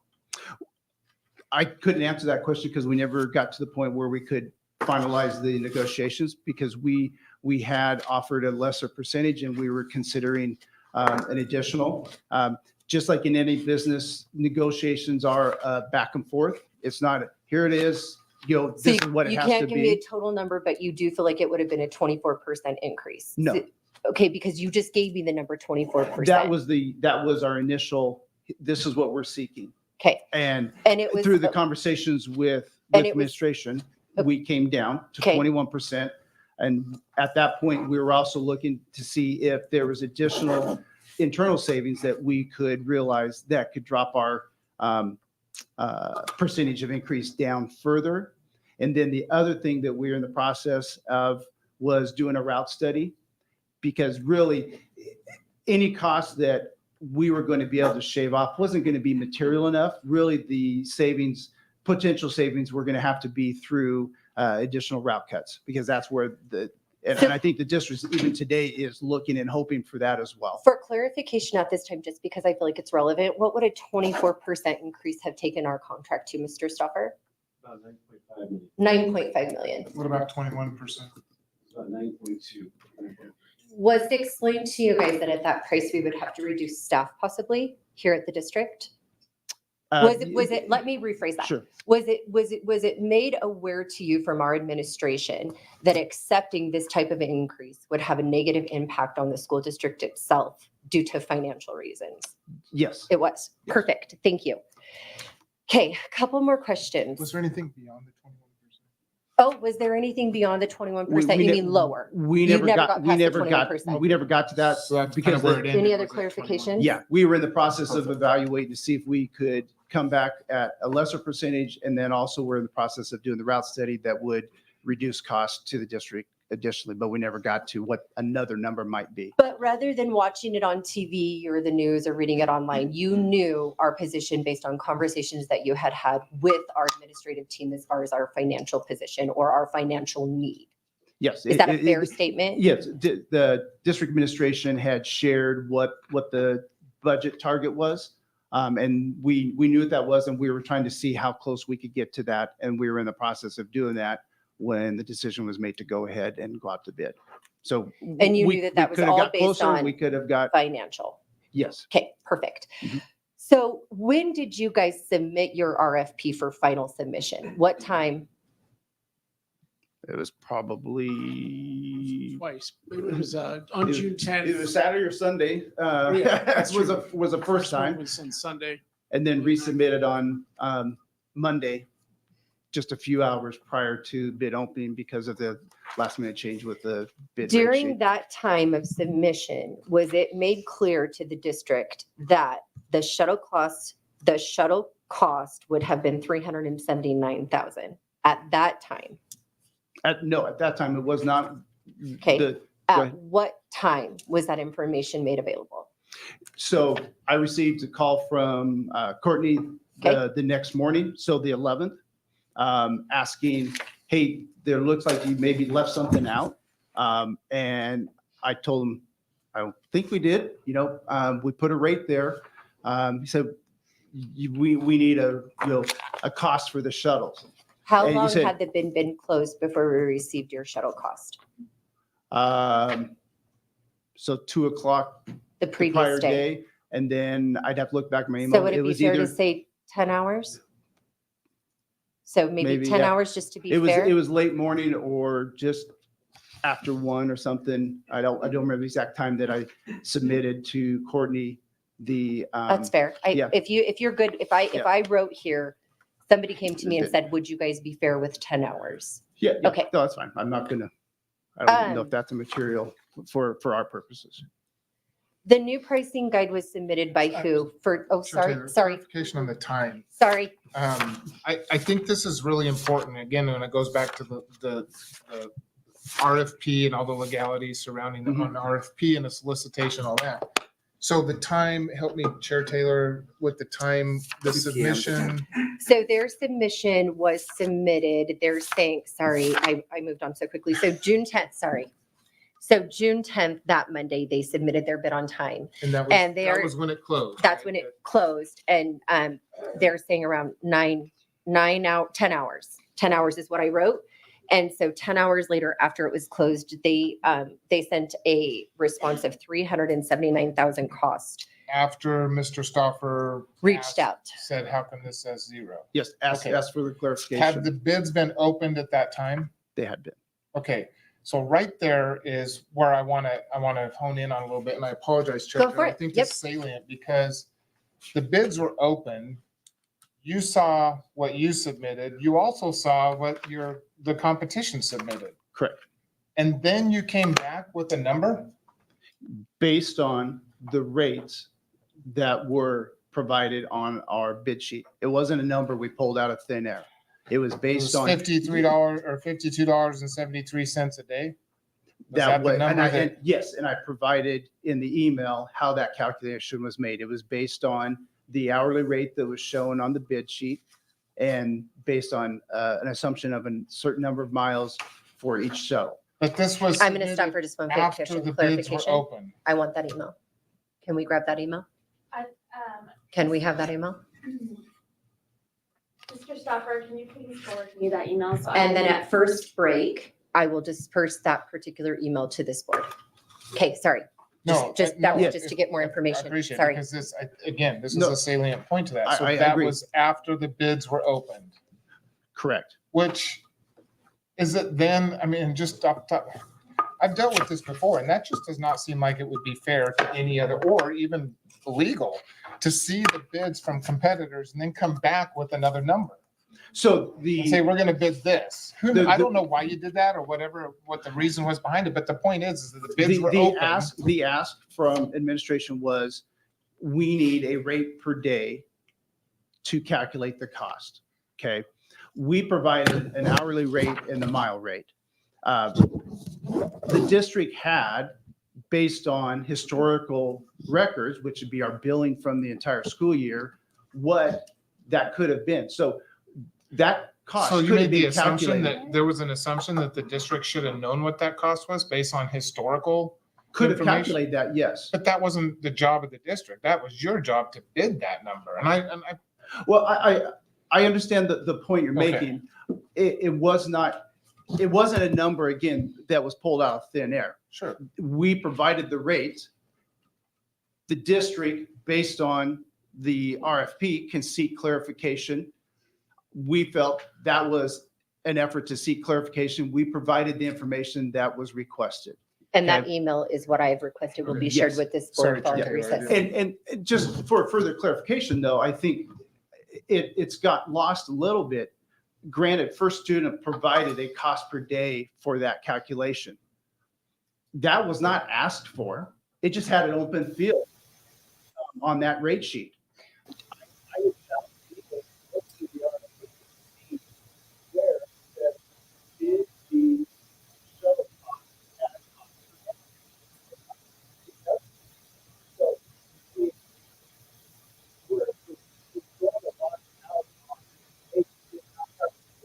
well, the same could be said for the competition, that they provided a rate that wasn't being asked for. It just happened to have a field that was open and calculated. Well, and that's why I asked my initial day or the hourly rate. And I think we'll get some clarification. Yeah, on and that I a little don't bit later. believe, Okay. from But my I hear what you're- recollection, I hear yeah, what you're saying. I don't think there is an or, and it's not an and. So I think it's pretty strict on how it's the language in the RFP. The only place that it references that is that one box on one piece of paper with no definition. Sorry, Chair Taylor. And Chair Taylor, their legal needs to speak as soon as possible. I'm sorry, say that one more time. Brown bus. Brown bus. Legal would like to speak. Can you put I a can pin in your wait. question? Mhm. We'll take their testimony now, or sorry, not their testimony, but can we make sure that we can see him here full Is that screen if him? you don't mind? Looks like he's frozen. Oh, Looks like he's frozen now. Uh-oh. I might have lost do him. you guys have text communication with him by chance? It may be Here's good somebody. just to direct in the event we lose them or we cannot hear them. We have two Looks like you're gentlemen rolling. for council, and so it looks like Hi, this is Steve Dragich. I'm with Aaron Fox Schiff and I represent Brown Bus. Can you hear me okay? We can, and you are free to speak. Great, thank you. Wanted to make two clarifications. Let's go back to the fixed cost for just a second. What gets lost in this discussion about fixed costs, what's a fixed cost, what's a variable cost, what's the definition of the state reimbursement formula, et cetera, is what your form actually says. And it bears repeating and it bears looking at on the screen. It says, this would include items in section 1 that do not pertain to busing costs and drivers associated with the bus. Okay? So all this discussion about could a school bus be deemed a fixed cost? The bid itself says don't include the cost of that bus. Could a driver's wage or the taxes related to the wage be deemed a fixed cost? Well, of course it can't, because the bid form says do not include any costs related to drivers or to busing costs. Okay, so that's the clarification on the fixed cost issue. With respect to the shuttle rates, there is nowhere in the bid other than in the column that says, please bid a daily rate. And frankly, I heard the discussion at the last board meeting. There's a lot of uncertainty at the district itself as to exactly how many shuttles are going to be used this year because of the change in days and the reconfiguration of the system. So frankly, the only thing that makes sense is the traditional way that you've always billed and contracted for shuttle service, which is on an hourly and a mileage rate. That's what the bid specifically called for in the instructions. It never mentions a daily rate in the instructions. It only talks about hourly rates. So the company bid an hourly rate and a mileage rate, which is the traditional way that shuttle variable costs are calculated. So if you need more shuttles, you need them for that certain number of hours and miles. Now, what's interesting and hasn't been pointed out is that First Student must have also been concerned about the issue of shuttle costs because they added an extra column on the right-hand side to that bid form. They actually submitted two bid forms, one without the comment section and one with the comment section. And in the comment section, they talked about a cap because they also looked at shuttle costs and were confused. Oh, if I charge a daily rate, how exactly is that going to work? Because they're going to flex up and down. So they added additional information. The whole point of this process is to say, look, what everybody should be interested in on that dais is what's in the best interest of the school district and the taxpayers and the students to get the lowest responsible bid. Our folks clearly demonstrated in the papers and in testimony that they have provided that information to make that comparison and that they are the lowest bid. Whether certain things were misunderstood by Brown Bus, by the district, whether the formula in the bid bond cell was a mistake, the fact that the bids came in on Monday afternoon at 2:00 and an analysis of a $30+ million contract was done in less than 24 hours for the trustees to consider is unheard of. There were mistakes, like the contract ends June 30th. It doesn't end June 30th, it ends at the end of July. Oh my gosh, we have to rush this process because we don't know if we can start school on time. Well, the contract clearly allows, and so does the state law, for a bridge contract and an extension. If it's truly in the trustee's best interest to get the lowest and best price, and you're confused and everybody's confused, throw out the whole thing and rebid it. There's plenty of time to do that. We think on our submission that the numbers are clear. The school district knows exactly what they ran last year in terms of the shuttles. They knew the hours and the miles. That exact sheet is attached to the contract from 2019 and is implemented every month when the bills are sent out. So by billing an hourly rate and a mileage rate, yes, the district had all the information it needed to calculate what the total cost would be. Thank you. Just because we've had legal speak, I just want to make sure you would like me to proceed and that there's no reply at your Yeah, moment. no reason for you not to proceed. Wonderful, thank you. Thank you. Can I get your name one more time, sir? Yes, Steve Dragich, Dragich. And I'm with Aaron Fox Schiff. Thank you so much. All right, with that, trustees, I'm going to actually go back to my questions because I do have some questions on fixed costs, but they're completely different. When we went out to bid, were you guys aware that there would be nobody else who could bid us that would have a bus barn here locally? Is that a thought process? You guys have brought up your bus barn just a few times, as of course that's a fixed cost. Correct. So my question would be, was there concern that other bids that we would receive would not have the fixed cost of the bus barn so that it would push you out? As you guys have been discussing this with me tonight, the only fixed cost that you two have talked about is your bus barn. And in those conversations, it seems to me that you guys were not clear on how to put that in there because it would have been a fixed cost that you guys had that not all companies who possibly would have bid us would have had. Would that be a fair statement? We recognize that there could be a disadvantage to us. And so we had to, consider that and factor it into our bid preparation from a cost perspective, as well as, if, this is truly the direction the district goes, how does that affect us, 2-3 years down the road?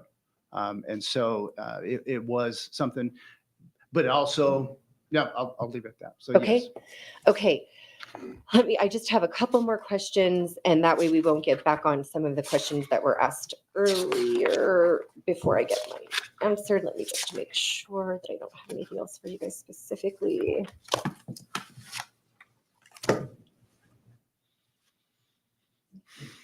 Okay, so I want to get an understanding. So here's where I want some clarification then. I don't have any more questions for you guys, but I want to get some clarification for one specific thing.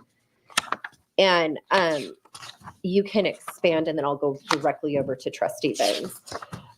There was a couple of things that you guys said and we got moved. So pricing guide was issued, changed 3 times, correcting mistakes and inconsistencies. So the new pricing guide was submitted by who? And how many times? This 3 times. Will you walk me through that pricing guide? So Sure. So the pricing guide was submitted originally with the RFP documents. I'd have to look back at dates, but there was an updated version of that. And then the 3rd time, which would be the reference of 3 times, was then issued the day the bid was due to be submitted. how long did you guys have to bid? So how long did we give you from the From the time? bid, what the bid was let out, I think the 12th. Does that sound right? I'd have to look back at I want to say the 12th of May. I do too, but I'll get those dates. I want to say I think we have a It had to time be of out 4 weeks. 4 weeks, right? Whatever, yeah, But I think 4 it was weeks. that exactly those I 4 think weeks. it was pretty close to that. And so you guys had 4 weeks to get all of this into the new RFP. Did you consult legal and how many times did you consult with the district or do you even remember in regards to the new look of our RFP, I guess? So our first look at the RFP was when it was released on the 12th. Okay, That's when everybody saw it. That's when everybody saw it. I Correct. totally understand. I just had those questions. And Yep, then no, good question. I really appreciate you guys being here. And again, I really also appreciate that we would point out our bus driver being a safe person to talk to. So that is just such a great thing about any person in the room. So I appreciated that in the presentation. That is all the questions I have for Brown Bus at this time. I'm going to go to Trustee Benz and then I'm going to hit Trustee Sue. Okay, I would like to go back to the slide where we have the Brown Bus Company and First Student offers with the only BBC followed specs.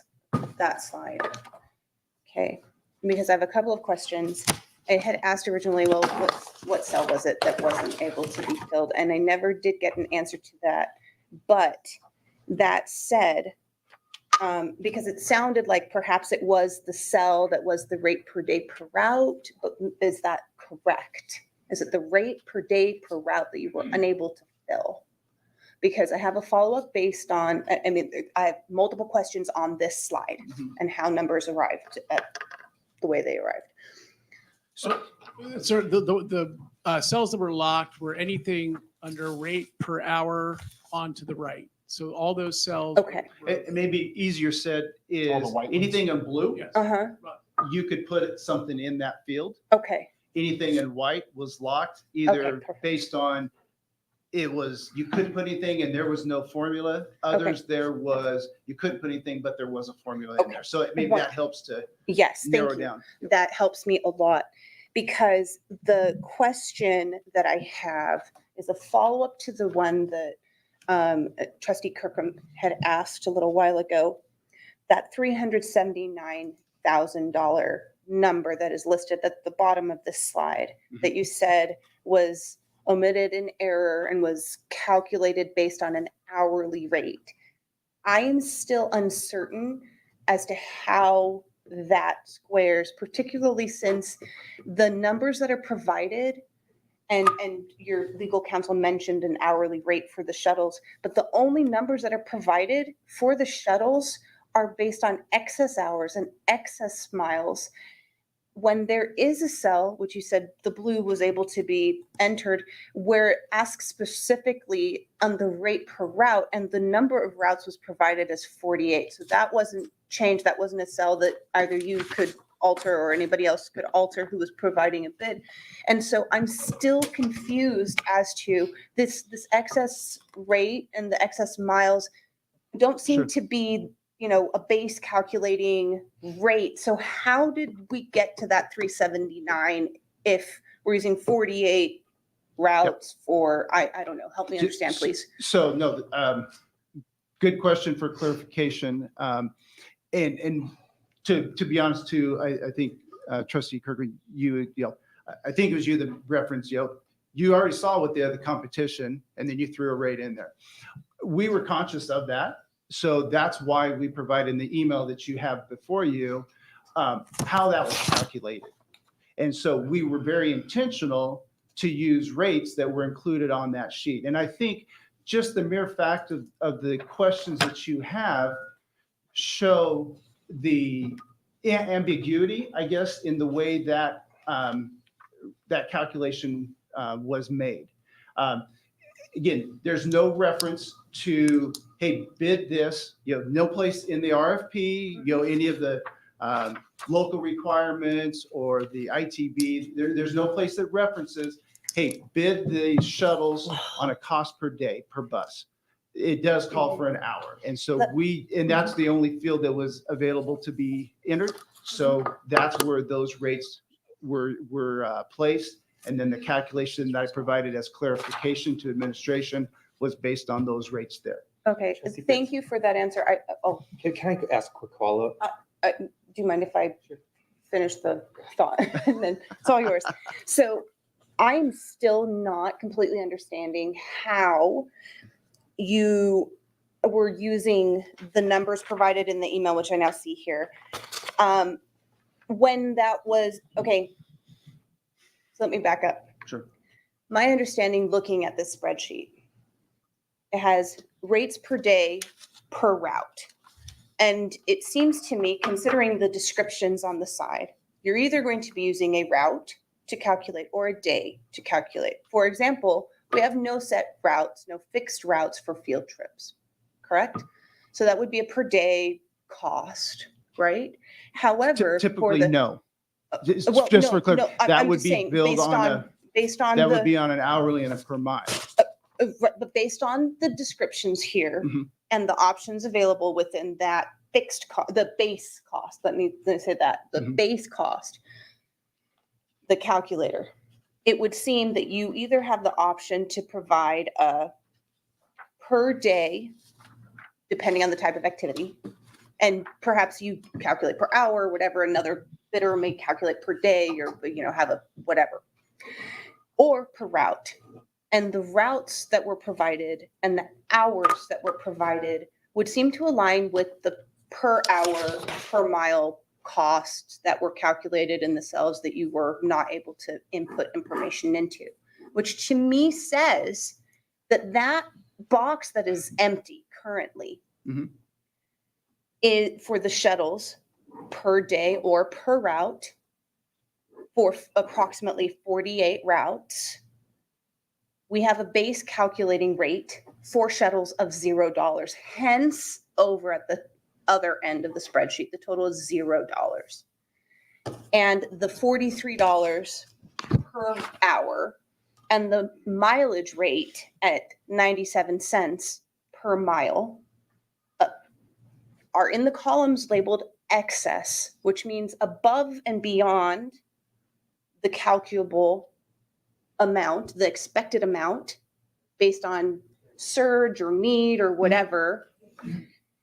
And so it appears from the original bid that all of the shuttles are considered extra. We're paying for the shuttles on a 0% Yeah. base.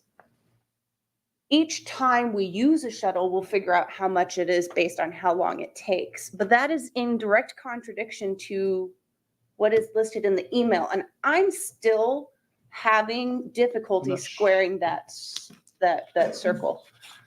Does this make sense? Am I articulating this well? Are you understanding what I'm asking? Yes. Are you Okay. looking at me? I'm just trying to, asking me to yes, understand? trustees, do you understand what I'm asking? If you understand and are able to articulate it better, please jump in. Can I, Well, just on the excess, because this, I brought this up earlier and I appreciate you asking some clarifying questions on this, but to me, so let's just say a typical driver's day might be 6 hours. Let's just say it's 6 hours. Traffic, construction, we got none of that going on in Nampa, but let's just say there's stuff like that happens and now it Possible. turns into 8 hours. Sure. So to me, that extra 2 hours is, in my mind, the excess hours. So then you would charge the district $43.03 for those 2 hours. Now, the rate per hour is what I think Trustee Benz was asking is, what is that rate? We don't know. We know what you're going to charge us for the excess rates. But let me point, so with those rates, if you look at the first, so I don't remember which slide it was, where it shows that they had the cost per day. Yeah. It does not calculate out and provide a rate per hour, rate per mile. But it gives us a rate per day. And I think this, again, will be clarified later on if that and/or thing. Right. But at least, I don't want to advocate one for another here. I don't want that to sound like this one. Could you put that back up? I don't know why it keeps disappearing, that slide. But the other thing, Excuse me, sorry. Yeah. Your attorney is oh, he does. You need a little earpiece. So Yeah, I guess I did. speaking. all right, we will go ahead and put him on the screen and we will stop so that the attorney can address us. Council, go Can ahead. I finish? Thank you. Can you hear me okay? Yep. So you need to start with the instructions for the bid on the shuttle costs. And it was, as was pointed out in the slides and in the bid protest, the only instructions on what to do with shuttle services is in 5.1.4 and then the other shuttle services, 5.1.3. And it says additional shuttles are calculated on an hourly basis. That's what the instruction is. When you get to the bid form, you cannot change that caption. That caption for excess miles makes sense when you're talking about a normal bus route. The excess doesn't make any sense when you're talking about a shuttle, because the whole history of the board and most school districts is you charge shuttles on the basis of how long they run and how many miles they run. That's how you determine the cost. And in fact, if you look at the bid form, and you need to see it in Excel, just not in a PDF, when they do the extension out to the total price, the extension is a calculation that ignores the hourly rate and the mileage rate. It only looks at the number of routes, the rate per day, and the number of student contract dates. The cell itself fails to acknowledge and recognize what is the cost if you had it on the basis of hours and miles, which is how the school district has been doing it forever. That's the current 5-year contract. That's the price attachment. It's the exact same structure. It's not complicated and it's not confusing. Okay, we are going to go back to Trustee Kirkman so that he can finish his thought. Thank you. Trustee Kirkman. Now, my thought is gone. I was interrupted and I cannot finish a thought, not by you, but cannot finish it'll come back to me. Okay, was it really quick before we move on? Was it around the excess hours, the mileage rate? Does that jog your memory at all or move on? The base rate. No. just Okay, move on. Trustee Sue. You, doing this formula, we all saw immediately the big fat zero. You did not notice that there was a zero in that shuttle rate calculation when you submitted the bid? No, we definitely noticed there was a zero and we're uncomfortable about it. But again, we were not going to adjust, we couldn't adjust the pricing form to address that. So would you have eaten the cost? So in a perfect world, Mhm. we looked at the bid, we said, these guys are charging us nothing. That is going to save the district so much money. And we awarded you the bid and you came back and said, oops, our mistake, that should not have been zero. Would you have eaten that cost? If Mr. Stauffer had not reached out to you? Yes, we would have eaten that cost. Yes. Okay, I mean, back to, I think, an earlier comment, I'm going to go to Trustee if Kirkman. there's a mistake in the calculation, and that's incumbent on us to determine our cost. And if we realize that, hey, we have, pull a number out of the air, $200,000 cost that we failed to factor because of a formula error in a spreadsheet, we're not going to go back to the district as. So to your question, yes, if that was the case, we would eat that would be a service that the district would get free. Now, two things I want to point out is it is clear to me, and I urge you to consider this. It is clear that the district saw that there was intent to provide a cost. Otherwise, they would not have reached out. Okay, so the district sought clarification. We provided the clarification, again, based on numbers that were already provided on the bid sheet, and again, not pulled out in thin air. And so with that intent, I believe it goes back to, I mean, it's several places, but the district is allowed to seek clarification. And I believe the district was doing that because they saw intent. It wasn't something that was like, hey, if we intended that to be zero, we would not put anything on that line all the way across. I think that's, that, I guess, rationale is being lost in this discussion. If we would have put zeros across or left that line completely blank, that would show that, hey, we either missed it or we had no intent on charging for that. But we didn't. We provided that.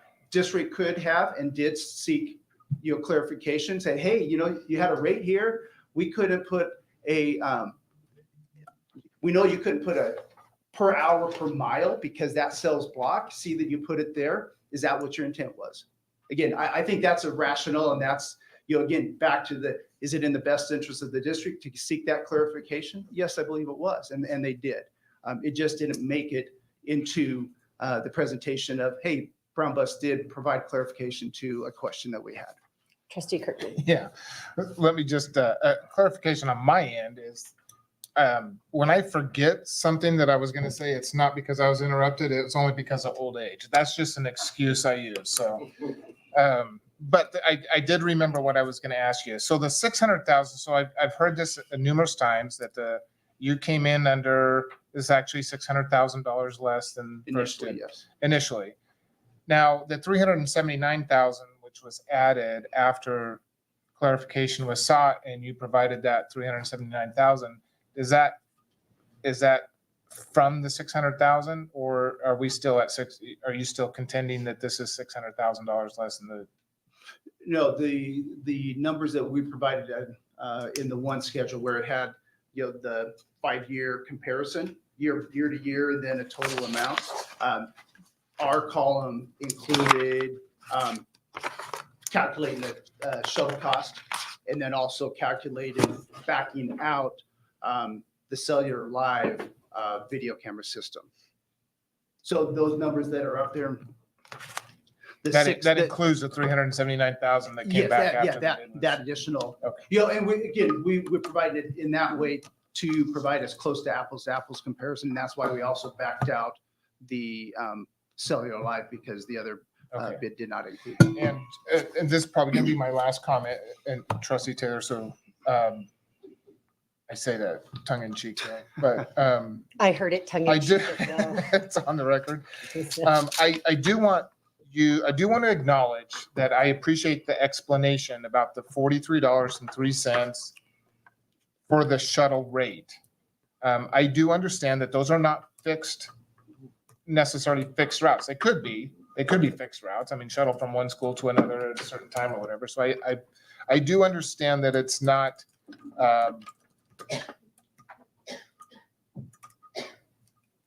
no, I'm sorry. Let me back that out. Strike that comment. I just saw something else that, anyways, go ahead. Trustees, I'll are save there it for any later. further questions for Brown Bus? Yes. Trustee sorry. Benz?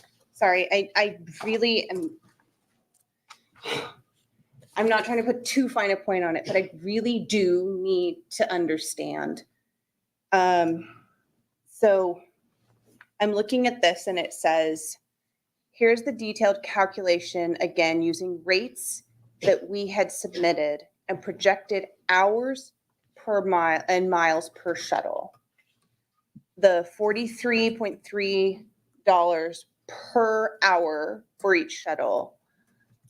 And it says 970 because you're approximating 10 miles per shuttle. Mhm. Okay. Now going back to the original bid, I understand that the information that you were provided in the appendix said that it was based on hours per, for the shuttles.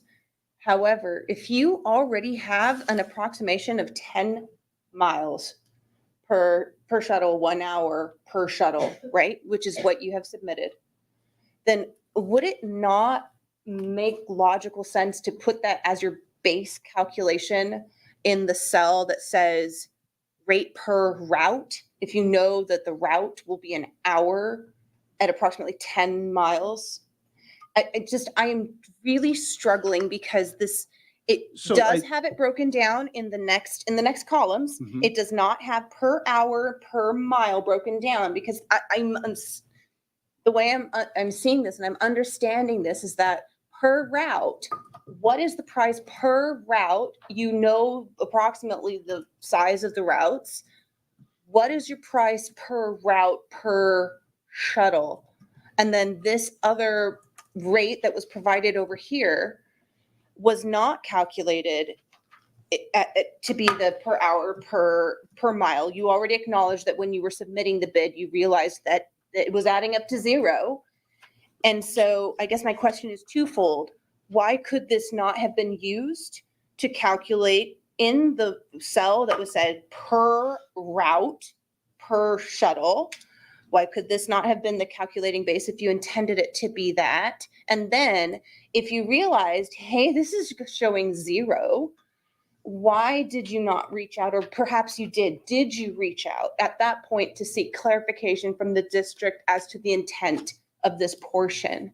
So our interpretation was that the district would compare these unit costs for all vendors bidding.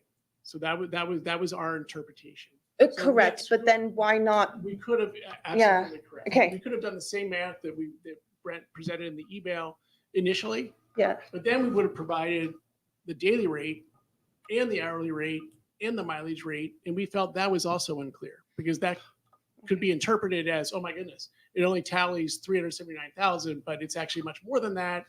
And then, that's not the direction we wanted to go. We also reference again, past history, even our current contract that spells out the same pricing guide with all those blanks.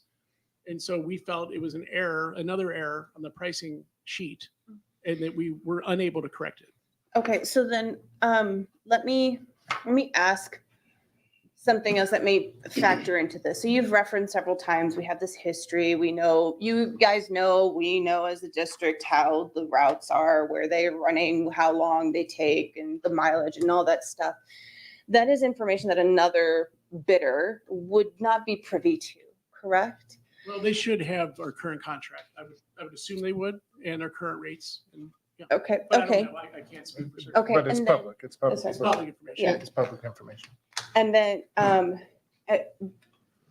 then does the information that is represented in this current bid, is it comparable to the bid that came back at a different rate earlier in the process? I'm trying to understand what is the difference between these calculations if you're using the same numbers?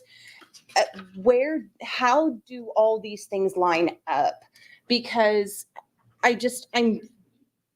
I'm sorry. I know it's the end of the day. I've been So- teaching summer school all day, so please forgive me if I'm a little foggy. I appreciate your effort to gain clarification and understanding.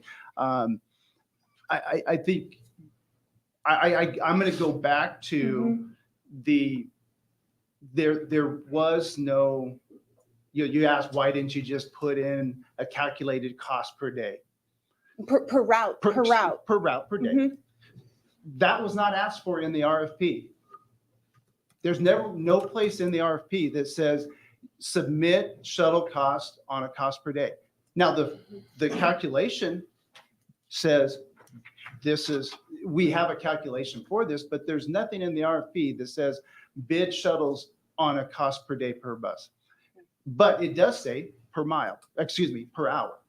So we supplied that based on, and I think those are two really, really key points. And I think that goes back to Trustee Kirkman's question about, is it an and or on that point. But I think that's really to gain understanding. I'm not sure you can, because I think you have to look at those 2 points there. Yes, the spreadsheet allowed a calculation to be made if you put something in that field, but the RFP does not support asking for a cost to be placed there. So to take the logic that if I understand you correctly, to take our cost per mile and our hourly charge and determine, which is basically what was sought after by administration when they were seeking clarification. Hence, that's where we came up with the 53, whatever the number was that you saw in that email. That's where that came from. But that was obviously after the fact, after clarification was being sought. But again, I go back to the earlier comment, there was clearly intent on our part to provide a charge and a cost for that line item. And so then I go back to the other question. You had mentioned that you noticed this before you submitted the bid. When you were submitting your first bid, you mentioned that you had submitted it several times. When you saw that before you submitted it the first time, was there still an opportunity to request clarification when you're like, oh, wait, this is zero? Were you able to reach out to the district? Did you reach out to the district to say, hey, is this really what, because it's not calculating, is this really what you're looking for? Did that conversation occur at that time? We did not. It passed the date of acceptable questions being accepted, but no, to answer your question, no, we did not reach out at that point. Okay, thank you. Trustees, any other questions for Brown Bus before we take a quick recess and move on to first student? Sorry, go ahead. No, quick clarification though because you brought it up again about the rate per day or cost per miles. And again, in Brown's, what do you call this?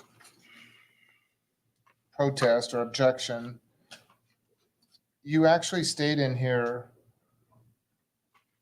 the structure of the bid guide was such that it appeared to be requesting the offerer to provide pricing for various costs based on either rate per day or 2, cost for hours per miles based on the volume of routes specified. So I go back to that. I mean, there's route per hour, no number there, and rate per day, no number there. And again, maybe it comes down to find what excess is. I mean, you have $43.03 on excess hours, but not hours per miles. So again, I'm thinking we're gonna get some clarification on this down the road. But the response is specifically, you state either or. Right. Yes, that was absolutely our interpretation of that. So when I asked if, was it and or before, I thought the response was, Well, that was, I'm sorry. I thought you meant from the RFP documents itself. Did Okay. it spell out? And that was my okay, answer. that's what I want to clarify. Thank you. I appreciate that. I need clarification. Clerk Lamont, can you do me a favor and from the meeting where we accepted the first bids, can you forward them to me so they're at the top of my email, those first two? I don't want the meeting minutes. I want the original first two bids. I want the original RFP as seen. I'm linking to the meeting right now and it's, Yeah, I've never received. We don't have those. so now that the link is I have updated. the link. I can send you the link again. Right, So I'm on the link and the link has updated, I think. login. The link that Ms. Lamont has is one to our website that has all the documents. And there's a lot. There's a lot. Okay, then before I have to sit through all these, the original bid when it came back from Brown Bus, I believe was at 6.4 million, correct? Okay, so is your bid 6.4 million or 6.7? Right? Like that's my question, Correct. because your first bid that I read was 6.4 million and you're telling me that it included the calculation of what we're talking about. But I am now looking at a new bid with a new number with your calculation that takes it to 6.7. So your bid in the time that I have gotten to look at it has now changed once, which was the problem with accepting the bid. Am I understanding that correctly? I just need to understand. I don't even want clarification. The first total that I looked at from you guys was 6.4 million. That is, The new total that I'm looking at with your calculation and on these is 6.7. That's correct. So you acknowledge that there is a difference between the first bid and the second with the routes calculated in. How am I to understood that that was accounted for if there's more money? so let me, I mean, I think it's a great question. Good. So, yeah, no. Because we've asked a lot. Yeah, so original bid was 6.4. We only get to the 6.7 if the district accepts the clarification that was provided. If you say, nope, we're not going to accept that, it's beyond the time, then our bid's 6.4. That makes sense. So the 6.7 is only if the district says, would we accept the clarification that you provided when we asked. That's the extra 379,000. Correct. I just want to make sure here. It's not, I want help me to. solve this. Yeah, help me here. Help me here. So what you're telling me is that if we don't, I'm gonna wait. I'm gonna wait because you guys get another. I'm gonna wait with this question. I will remember. I will write it down. I will put a pin in it because I get you guys again, and we're at 5:45. Trustee Benz. Okay, so I guess, so if this is an addendum to the bid that has come in after the time that the bid closed, does that mean that you are acknowledging that the original bid was deficient? I'm not understanding. Sure. Sorry. I'm sorry. Clarification. What we submitted was merely a clarification of our bid, not an addendum. So it was simply answering a question of the district. But it increased it. It did. So if we accept the amendment, it increases the bid because It's not an amendment. it's not. an It's amendment yeah. It's bid, an though. amendment because it wasn't included in the first. No, bid. it's a clarification. It's a clarification. It's a clarification, but a clarification can't include more money. So I guess what I'm saying is I get it. The clarification includes more money, which changes the price of the contract if we accept the clarification. So I have two different amounts. I needed to understand what I needed to understand. Don't Well, let me and interrupt you. I just was making sure there was a Along the difference. same thought process, I think maybe clarification from legal about what this entails. I mean, if there's a higher price, if a clarification to a bid that's been submitted increases the price of the bid, is that an amended bid and do we need to do it again? I mean, what's the legal? Well, to begin, I'd like to hear actually first students. I'd like Okay, to- okay, yeah. Then, Okay, thank when we you. Wrap up with all the conclusions, Yeah. because we're only halfway through the story. What? Halfway? Trustees, do I need to write down that question? So. Please do. Yes. I wrote mine down that I The stopped same on. question. No, just the one I stopped with. I don't need your I'm anything. gonna else. forget to write it down. I'm on it. Thank you. Okay, Did we get a response from? I will when we get to administration so that we have his response. I'll request it at that time. All right, guys, we're gonna take literally a 10-minute recess because we could probably all use it. Get up, stretch your legs, grab some water. We won't restart until 6 p.m. We're gonna put on that nice hold music that Tyler introduced tonight. Put some jams on, Tyler.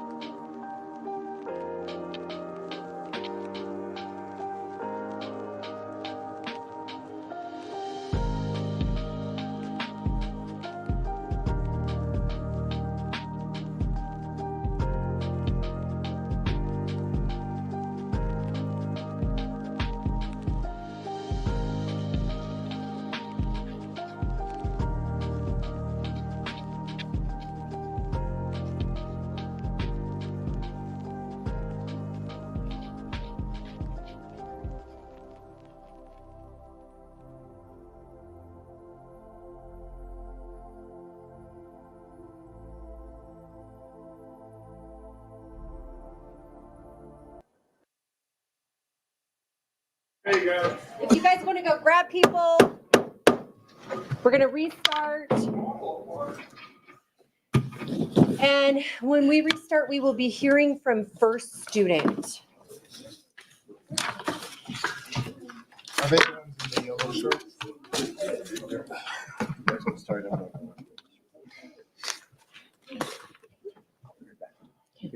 Okay.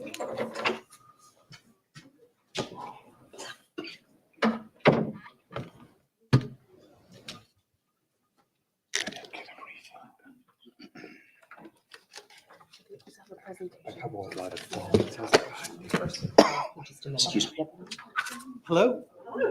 Hi, are you our only representative here from first student? No, I.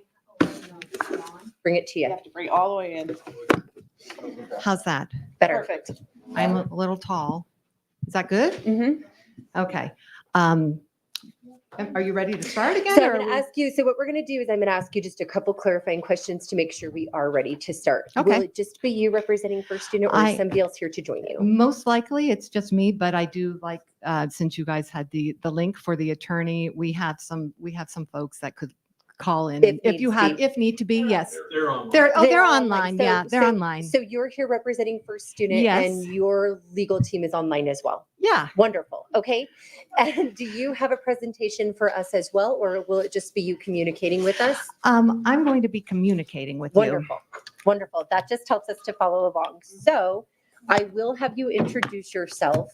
What I will do is, Clerk Lamont, are you going to watch for first student's legal team? Our system now is, once we know that they're gonna be here, I'll raise my hand. Okay. They need to speak. So I will look for you for a raised hand if legal should so want to speak. If you need to involve legal, you can feel free to communicate that to Clerk Lamont. And we'll just proceed that Clerk way now that we Lamont. know that we have a better You need- system. Okay. So that there's not interruption for our trustees. Okay. So I will go ahead and have you introduce yourself and then the floor is yours. Okay, wonderful. I feel like I need this raised up a bit, but if it's working for It's everyone, working. that's great. I am Meredith Christensen. I'm the Director of Business Development for First Student for the state of Idaho. My friends and family live in Nampa and have attended and worked at your schools for many years. I just want to say that. They shop in your supermarkets, they practice healthcare here, work in your stores, and they sing in your choirs. So I know nobody knows me here, but I do have ties to the community, and I know that's really important and has been a theme for tonight. So as my part of my introduction, besides my 27 years in the field of education and coming from a family of educators, I think that's really important to say is I can throw a stone at my family's house from this office right now. And I wanted to bring that up. So also, I just want to say thank you, Superintendent Russell, Board of Trustees, and community members for the opportunity to be here and to speak. And we hope to start a long-term partnership with the district. And we believe that's the best outcome for the proceedings today. We understand the significance of taking over a contract from a vendor that's been part of the community for many years. In fact, our community ties date back to the very first school bus. Yes, in 1913, it was built by Frank Patchett, a Frank student employee for special needs students. And incredibly, 111 years later, we are still serving that community and driving those kids to school. So we get it. We know what's going on here. And I wanted to say that. Besides that, if you fast forward to today and community ties, I want to introduce, well, he's not going to be speaking, but he is here, our region maintenance manager, John Law. Say hello. Hi, okay. He's lived in Nampa with his family for the last 15 years. They have a farm, they have deep roots here, and even children that attend Nampa High School right now. So he has 42 years of experience, and he's going to apply that extensive experience to working with Nampa mechanics to keep your buses in tip-top shape. We have an expertly maintained fleet with comfortable seats and modern safety technology ready to roll into Nampa now. And we also have arranged for a brand new fleet for the following fall for all routes and all drivers. So John cares. He's going to take care of the technicians, the students, and just make sure the drivers are safe on our road. He's part of the community and he has a lot of experience and he's looking forward to working with Nampa's mechanics. Anyway, the point of all this is that we all have families and many of us have children that ride the bus to school. And we're all here today because we get it and we care. And I can see the community's passion, dedication, and loyalty, and I know how valuable that is. I value that. It's important to me. And clearly, this is because we all know that student transportation isn't like any other business. Your students are not a commodity, and a number can't be placed on their safety. So what does this all mean? What does a partnership with First Student mean for the students, for the parents, for the school leaders, the drivers? You know, that's really where the rubber meets the road. Sorry for the corny expression, but I am in transportation. For students, they need not just to be safe, but they need to feel safe. And that sense of safety happens when they trust their drivers and they have a consistent professional experience daily. For many students, that bus ride is an extension to the school day. It's their first class, it's their last class. A driver is the first smiling face they see sometimes. And they need to go to school ready to learn and return home safe and sound at the end of the day. For parents, I am a parent.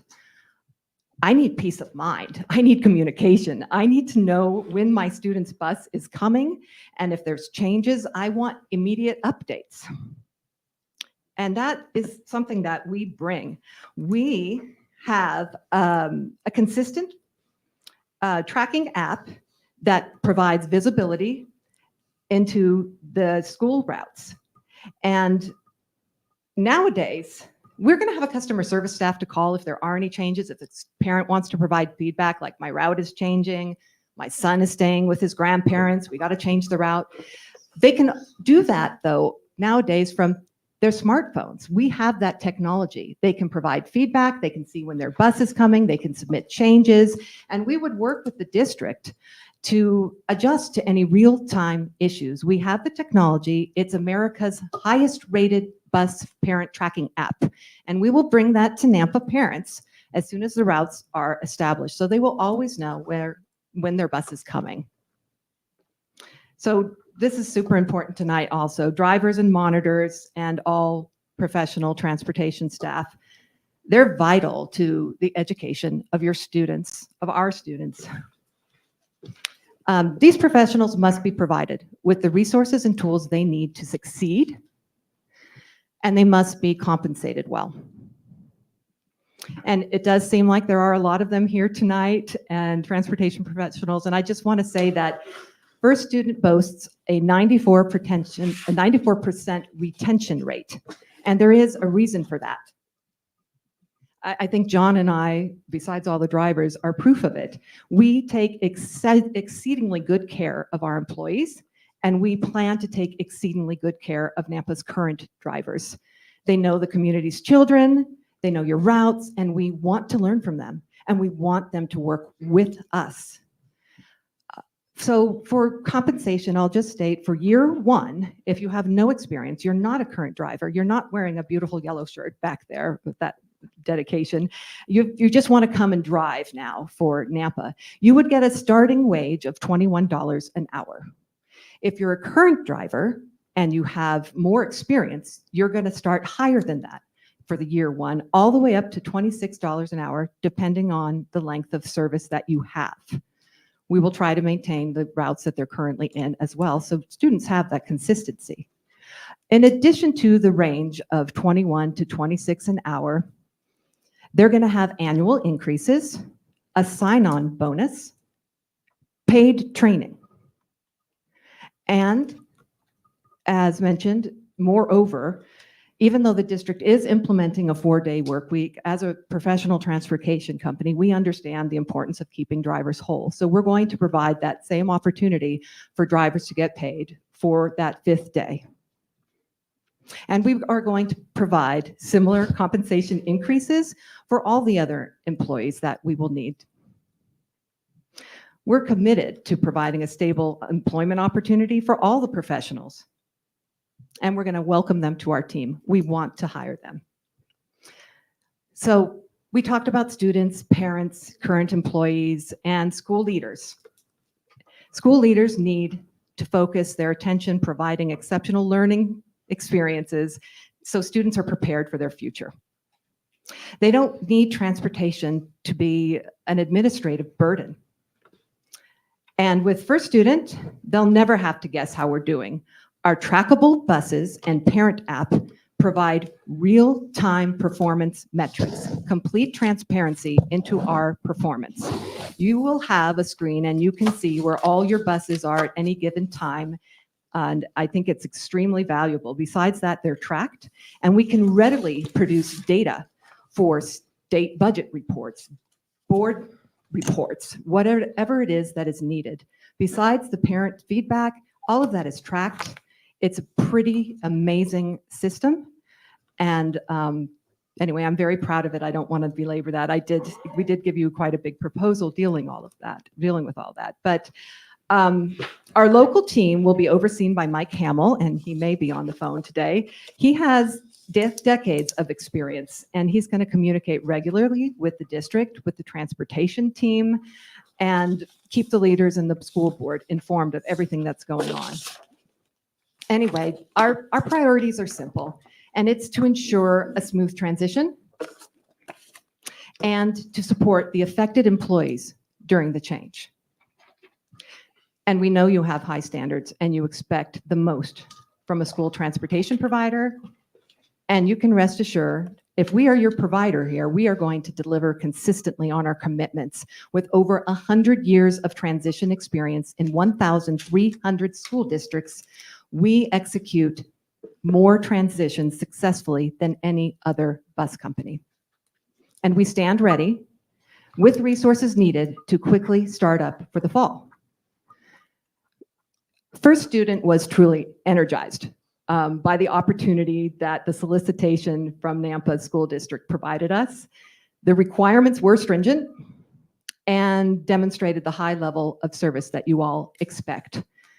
And we knew that was an excellent fit for us, our mission, and our expertise. And we are very excited at the prospect of bringing our state-of-the-art services and caring leadership to the Nampa community. We provided over a 100-page proposal to the district, detailing everything we do, and we're very careful to ensure compliance to the Nampa School District requirements, precisely because we are eager to begin that partnership. And we've been in business, I've mentioned this a couple times, for a very long time, and we've responded to thousands of RFPs. And First Student found the Nampa School District school transportation solicitation to be clear and transparent regarding its mandatory evaluation requirements. Questions were allowed, and when clarification was sought, district did provide answers. We have many clients with contracts that have variable and fixed costs. In fact, 25 in the West alone and in your neighboring state of Oregon. So it is not an uncommon practice, and it is not new to the transportation industry. And it can also be a smart way for accurate and transparent budgeting, which I believe was Nampa's goal. And it can be quite effective to protect the vendor in the situation from fluctuation of variable costs should you be adjusting routes. So we were actually appreciative of the model. Anyway, we know we have a huge responsibility and we don't take it lightly. We understand that you need the bandwidth and expertise that First Student has, and that a partnership we create with Nampa School District has to be based on listening to you, understanding your needs, and building a proactive, transparent partnership. And we're going to work lockstep with the district's transportation department to make sure that happens. And commit to taking care of all of Nampa's students, their drivers, their parents, the school leaders. And at the heart of everything we do will always be the safety of Nampa students. We're going to bring the next generation of student transportation to Nampa. Anyway, I am very proud to be a part of First Student. It's an ethical and innovative organization where students really do come first. We're going to take care of Nampa's most precious assets, their people, their children.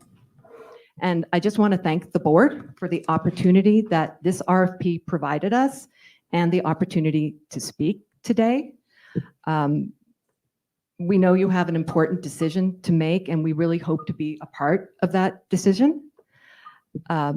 Next steps for us would ideally be getting a contract in place and having a meet and greet with employees immediately, as soon as possible, even next week, and hiring events throughout July. We want to hire them if that's where we go. Anyway, I just wanted to say thank you. And that's my statement for today. Thank you. Thank you so much, trustees. I am so sorry to do this with you, for this to you again. Can I get your name again? I am Meredith Christensen. Meredith Christensen. Thank you. Trustees, do we have any questions for Meredith? Do you remember off the top of your head what the bid amount was? The total bid amount was $7,081,000 for year one total. For year one? I'm sorry? Okay. For year one.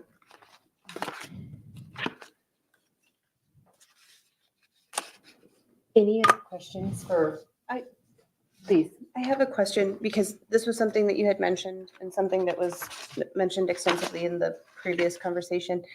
You had mentioned that you found the description between the fixed and the variable costs to be clear and helpful to you to help sort out exactly what was being sought after by the district. How did you go about determining that? How did you interpret that section? There's some clear fixed costs, a Okay. facility, manager's wages.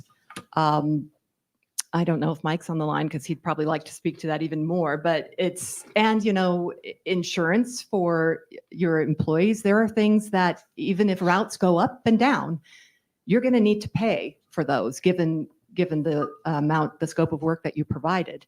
And like I said, we have many customers that do separate costs this way. So for us, it was a way of saying, these are our fixed costs and these are the variable. And those would be what change by routes if the route counts go up and down, like fuel or how many drivers are working. Okay, thank you. How long has it been since you've been in the Valley? Well, right now, my son is in tennis. I'm And sorry, not you. I am so sorry. I'm like, well, he's in tennis. Like, my son's playing. I'm not watching him. He'll probably see this later. I'm sorry. I'm referring to first student. Oh, okay. But None see, of I you am guys- first student. I identify, I love first Understood, student. Understood. I'm sorry, first student. And, For and clarification purposes, do you guys currently operate any routes in the Valley? not in the Valley. When is the last time you operated routes here in the Treasure Valley? I don't know. I'm looking at John, who has history from that, but I don't know. It was Boise, Well, probably. do we know a year? 2018. Thank you, John. So 2018, 19, 20, 21, 22, 23, we're in 24? 24. So roughly, we're going to say 7 years of you guys being out of the Valley, but you are as close as Oregon. I heard you say that you have a fleet ready to move in and Yes. a new fleet next year. Yeah, that is correct. Okay, talk to me about that fleet ready to move in. Well, they're primarily just 2 years old, and they have tablets that, because we may not be able to get to installing district tablets in time, they'll come with them if that's something that's needed right away. 4 cameras. I mean, they meet all the requirements that were They're in in the the bid. proposal. I mean, like I said, John is local. He has 42 years experience. He read backwards, forwards, even though he already probably knows all the state vehicle requirements by heart.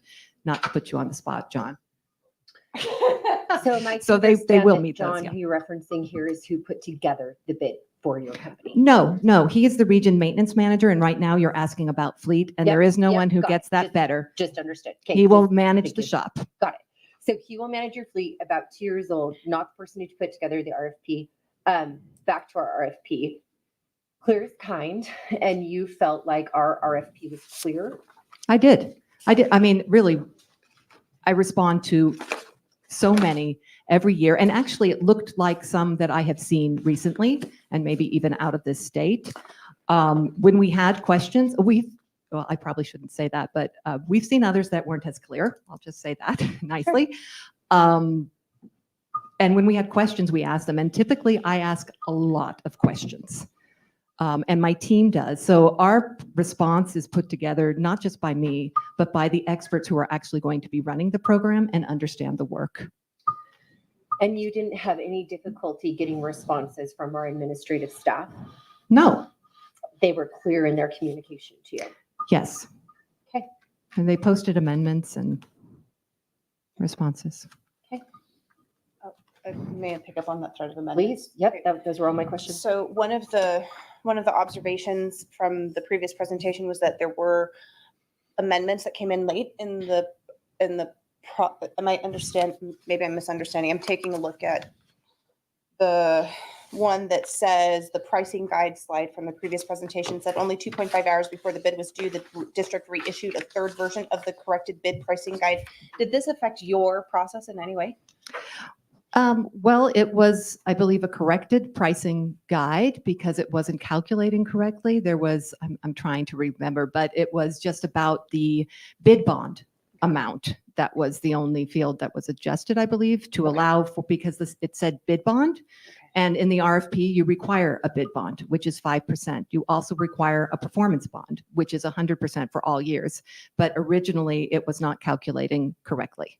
That one field, but that wasn't, it was an automatically generated field by the template. It wasn't something that we were required to fill in. We just noticed doing it that it might have needed some updates. So I think that was the only field that changed in the update. And so it had no effect on your actual On our pricing, process? no. Okay, excellent. Thank you. On that note, why did you add an extra column to your second? Didn't you basically Because submitted we're two, right? One crazy with all about the- details and transparency, as I've mentioned many times. And we wanted to we thought that you were doing this for more accurate tracking. We had our required bid documents in, but we also wanted to show you what we put as fixed costs. It wasn't a requirement, but I don't think it was a, I think it's just extra, like our whole bid, our whole proposal was extra information for you. And it wasn't a non-requirement either. That's correct. Okay. That's correct. So what I hear you saying is that, and you can just correct me if I'm incorrect, but the reason that you like this is because it creates a scalable, transparent process for our That's right. busing cost. That's right. And if there's fluctuations, it's actually quite fair as a transportation vendor. Did those comments that you submitted after you submitted the bid, did they come in after the after the process was closed? Or did they come in at the same time? I'm trying to follow you. Okay, the comments that you added to, so you submitted. They the were first along one. with the bid. They So were they were submitted all- ahead of the 2 p.m. deadline on June Okay, 10th. so We put nothing everything came in at once. Nothing came in after. No, no, sir. Seeking- Just to clarify, is this what you're? Yeah. Okay, why don't you put that slide up just so we're Yeah, all yeah. on the same. Sorry, Tyler. I'll Tyler. pause so you can get that up on so that everyone knows what I'm talking about. I already drank all my coffee. Yeah, so there- Me too, friend. So the comments section over here was what was added by first student. That's what I'm asking, the line of questioning is No, about. that was submitted. Oh, yeah. Thank Um, you, sir. Oh, thank you, sir. And then after the bid, after the closing time and date, were there any questions from first student to staff for clarification? No, Anything like that afterwards? There no, was nothing, we it was just done, participated in the bid opening and that was it. and that was it. All right, that's all I have. Sure. I have no further questions either. Trustees, any additional questions for first student? Okay, we appreciate your time. Is there anything that first student's legal counsel would like to express at this time? We didn't, I don't know. I don't think so, but they were here just because there was an attorney in the room. So I thought I should I'm ask her to sorry, it looks join. like it's a I mean, It looks like there is a possibility. oh, really? Okay. Surprise. Oh, hi. Hi, nice to meet everyone. Thank you for having us today. I don't have anything to add to Meredith's presentation. I'm Oh. just here to provide support for her today. And I think she said it very nicely. So thank you. Trustees, now that we have First Students Legal Counsel, any questions here? No, I don't. Okay, I assume as First Students Legal Counsel, you feel the bid to be legal and fair that your company submitted?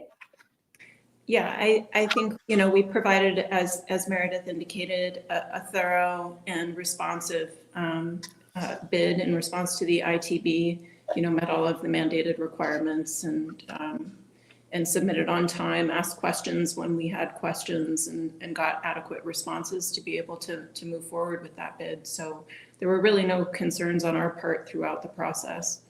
Okay, I do have another question, just came up. okay. Chair Taylor, so after the bids were opened,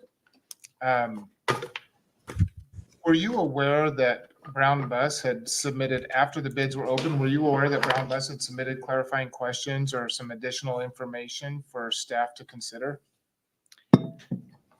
I was not aware of that. Are you asking legal? Nope, well, Anybody. whoever, so legal wasn't aware of it. I'm assuming that Ms. Christensen wasn't aware of it either. 'Cause- Okay. I guess, how were you made aware of the challenge that was being brought by Brown Bus? Well, we thought we had an award notification, and so I was excited and, you know, calling Courtney and saying, hey, we've got things to do and we got a lot to get working. And basically I was told, well, we may need to hold off until we can, you know, go through a process, because in the RFP you had an objection period. Mhm. And I was told that that would probably be implemented. So Who were you told by? Courtney, Okay. the RFP contact, that was who we were supposed to contact, send to no bid, Okay. or Nampa bids. Yeah. Okay, thank you. And for the record, she's talking about Courtney Stuffer. Yeah. Oh, thank you. I'm sorry, It's Mr. okay. Stoffer. I I'm couldn't remember your tired last name after too. you I gave me mean, your that's, first. We it's are. actually It's okay. easier to just, yeah, thank you. Anything else to add to that for clarification? I don't know. No? I don't. Mm-mm. Okay, trustees, anything else? All right, with that, we thank you for your time. Feel free to stay for the proceedings. We do not have another time where you're set to come back up, but there is a possibility that trustees could have questions for a first student. Okay, So I do encourage that you stay until we are at the finality if possible. certainly. All Well, right. we want to. We're in here for the long haul, hopefully. So Great. thank you. Thank you. All right, with that, you guys, because we were able to move through that so swiftly, we are going to move directly on to administration. Perfect. Mr. Stoffer, will we have a presentation for this portion? Go to Wayland Oh, sorry. first. Wayland's like, Chair Taylor, I looked at trustees, you and I want you to know I thought we did that. We're good. Mr. Yarborough. No, we're good. Actually, most of the details in the finer pieces, as it's been referenced, Mr. Stoffer is our point contact on this as Director of Operations. I want to say publicly, I think he's done a really good job in working hard through some difficult things. I want to provide a little bit of context from the administrator's standpoint, just so we think about this again. When we think about what we were going through last fall, Dr. Russell came and spoke to the board and gave a State of the Schools address. And in that address, we really looked at the financial challenges that we're facing the district. In that conversation, there were a number of mitigation strategies that we included, which included downsizing our staff, the very difficult decision to close 4 schools, the very disrupting nature of changing a high school schedule that's been around for 20 plus years, and also the context of moving through a 4-day student contact week, although not financially driven, in the context of all those changes happening. Also running parallel to that, Mr. Stoffer and administration, we started talking with Brown Bus as far as what did it look like coming up for this next contract? What would that look like because of the financial realities that we were facing? And I do need to highlight that when we initially talked to Brown Bus, the conversation before negotiation and getting deep in the weeds was not at 21% or 24%. It was between 10 and 14%. And that is what Dr. Russell relied upon in a conversation with Mr. Stoffer. And then when the actual number came back at 24%, it was a shock and a conversation of how are we going to navigate this given the financial challenges that we have. There was, at that point in time, additional conversation with Brown Bus, and Mr. Carpenter talked about the 21% number that we got down to. And that's what precipitated Dr. Russell, myself, our executive cabinet, and Mr. Stoffer to come to the board and say, here's what we have, here's what we're doing. What are our next steps? What would you like us to do? And we asked the board for direction, and the board gave us direction to go out to bid. And then that got us to where we are today. There were a couple things that were mentioned in Brown Bus's presentation, and I think one of them that stuck with me was the irony piece. I want to extend first the first student. We are very appreciative of their bid, and if they become a part of the district, we want to have that relationship intact.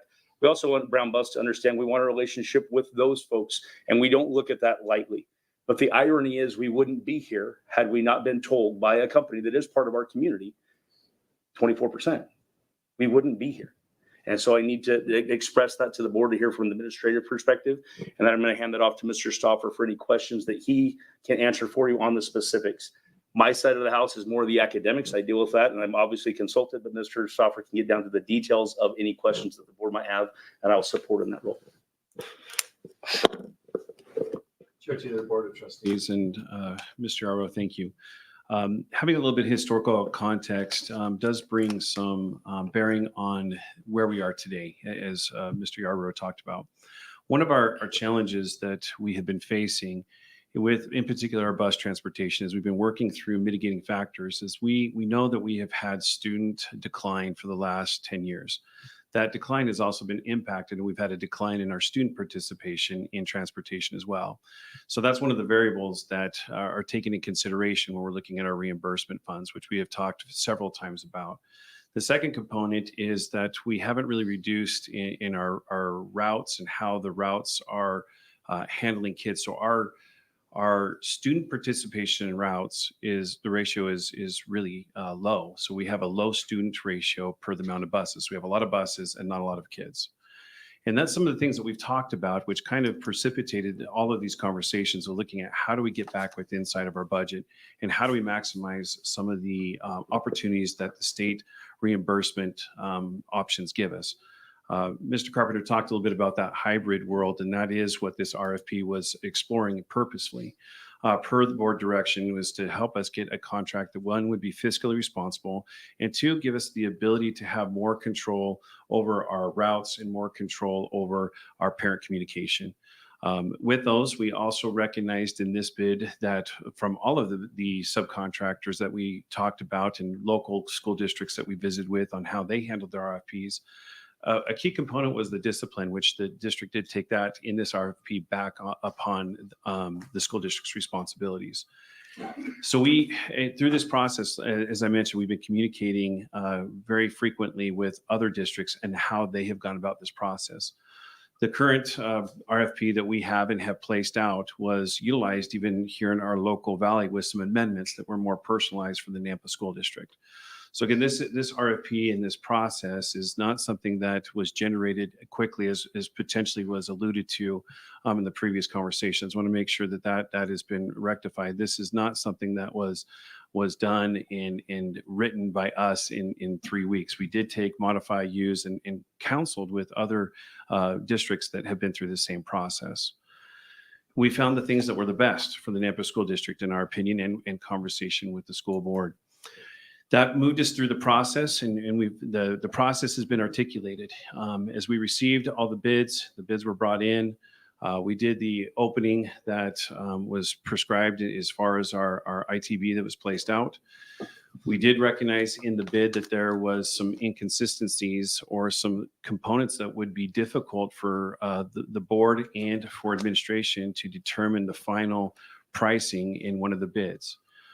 There was a call which has been alluded to. I did call Mr. Carpenter, and through that process, I asked him if his intention was to have the transportation or the shuttle buses for free. His response was no, and therefore we do have the response that he emailed after the fact. I did inform him at that point in time that I did not believe that we could accept a additional increase to the bid per bidding practices, after which we did confer with our legal, and it was advised to us that we not take that and present that to the board, as it would not make it a fair process for the other bidders in our RFP process, as they did not have that same opportunity. So from there, we did present to the board. We identified the areas of concern that we had for the board, areas that we still have seen have changed some of the pricing values. One of the things too, with our fixed costs, which has been a large part of the discussion as well, you have seen and heard also from from First Students and Brown Bus their perspectives. But the perspectives of many throughout even the valley have understand what fixed costs are for their company. That's something that any business understands and does have some ability to project and provide information on. The last point I'd like to make is that through this entire process, all entities have the ability to work with us and ask questions. Brown Bus and First Students, even after the closing of the first official question and answers, did provide, and we did answer questions to each of those entities, even throughout the entire process, to make sure that they had access to us. Including one was Brown Bus asking for us to transition the cost that they mentioned for the cellular devices to an a la carte, which we did agree to, and we did put an amendment that came in quite a bit later in the process. The last thing I think I would like to address that was brought out was the pricing guide changes. There were two changes. The first one was put out was part of the RFP. So it wasn't 3 times that it went out. There was just 2 modifications. The first time was in the original package. With that, there was some discussion from both entities to clarify what a route was. And that did change, and we did make some clarification. You can see that in the question and answer sessions that are posted online and both entities had access to, and they both had similar questions. So we did do an amendment to change the language to make it more clear on what the definition of a route was. By virtue of doing that, the only column that did change is we changed some of the numbers in a column that was ours. It would not have changed their numbers. The last one, which was alluded to, was again the bid bond number, which had no impact on the actual bid. There was some miscalculations there that was found. We did identify and speak to both entities about that before we placed that out. And that was not, again, did not impact the bid. It just impacted that it was calculated incorrect on that package that was coming to us. So those are just a couple of things that I would also like to just address. I do have one other note on the fixed costs. I know it's been alluded that Brown Bus put 0 into the price bidding sheet. They in fact put no numbers. It was left blank. And so that's, again, just a point I'd like to bring out. There was no 0 mentioned. The only time 0 was mentioned was in their clarification on their bid document. But in the actual pricing sheet, there was 0. And also, as we talked to the board previously, the other item that was in there on the transfers, they had 0 calculation in there. And again, they had many opportunities to visit with us if they had some concerns about that. And finally, they did sign as part of the bid process and the bid packet that they understood, they agreed to all of the documents, all of the bid pricing guides, all the amendments, and they had a clear understanding and felt that they were giving a good bid based off of all of those documents that we provided and the information we provided. So they did sign off on that as part of their procedure as well. Both entities did that. That was part of our bid process. So with that, we felt that we came and brought the right information to the board. We presented the information for the board to make a decision. We still believe that the 2 areas in question that have been brought up before are still areas of question for us to be able to determine the accurate numbers for the district. And with that, I think we'll open up for questions that you may have for us. Trustees. What makes you think we're gonna have any questions? I'm going to go with Trustee Sue. Chair Taylor, Trustee Kirkman, I know you're going to have questions. So your bid came from another entity here in the Treasure Valley.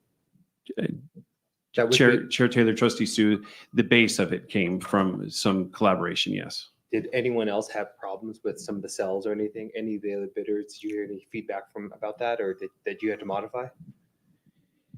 Chair Taylor, Trustee Sue, none that I'm aware of, but also we didn't go out asking that question as well, but their bid went through, other bids went through that same process very well, and we did not hear of any other complaints in that process. Okay, thank you. And we talked about fixed costs. Brown Bus Company said it's fluid. I think that's the fair assessment, right? It's kind of fluid number. What is the fixed cost, and why did you put it in the bid?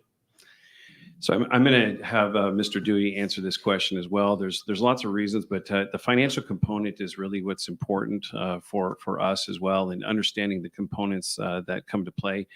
And ultimately, maybe I'll start with this, and then Mr. Dewey, I'll let you take over. One of the concerns for us in fixed costs was we wanted to know if we had to change routes, our history, and we wanted this changed in this RFP. Our history in the previous one is we would, if we had to add a route or take away a route, and adding a route was and I'm going to use just round numbers, around $70,000 to add a route. But if we were to reduce a route, we were only being allowed to reduce $35,000 from that route if we took it away. So one of our intentional purposes was to understand how much, if we were to raise a route, and how much we were going to take away a route, would be the cost for us. And so that's one of the reasons why we were purposeful in putting into that. So that's the big version. Randy might have some more clarification on that. But wouldn't it be different? I mean, what if the route you add a route 70,000, which is a 2-hour route, and then you take away a route, which is an hour? I mean, are we looking at apples to apples here when you're talking about the money saved, money credited, or money spent, money credited? So the apples to apples component of it is one route. And I said, we're just using kind of an average of it's 70,000 per. There are obviously some other variables that could come into play with your hours and with your miles. But we're just saying just the base route, your adding route would be roughly 70,000. If we wanted to add one, we encumbered the full cost. If we wanted to reduce one, we were still paying for 50% of that route, even though that route was not functioning. So it really didn't have the length of the route had no bearing. It was the base route, 70,000. Yep. You had to take that route away, but now correct. We didn't get the 30. Okay. And so that was one of the purposeful and intentional pieces of this RFP that we wanted to control so that we could better predict for the district and continue to be fiscally responsible in reporting to the board and to our community how much it was going to cost us and how much we could save if we did X, Y, and Z. And as was mentioned, our biggest cost is the route cost. And so that was one of our focuses for this entire process, was to be able to identify and be very strategic about how we looked at routes in the future. So looking at the route per day submitted by first student, does that help us better understand or know what that route's going to cost? I mean, Correct. It's 89 something per day, correct? Yep. So we know that if we add a route, it's going to cost us exactly this much. Okay. Did you get your answer on fixed costs from Mr. Dewey, Trustee Sue? Yes, I did. Okay, so I just want to make sure, because that was his question. I will go to Trustee Benz.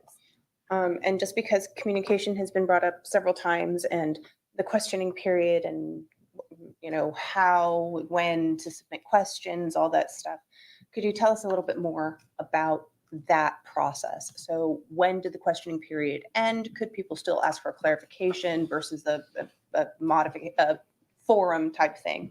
What is the difference? What does that look like? Trustee or Chair Taylor, Trustee Benz, I'll pull that up. Give me just a second.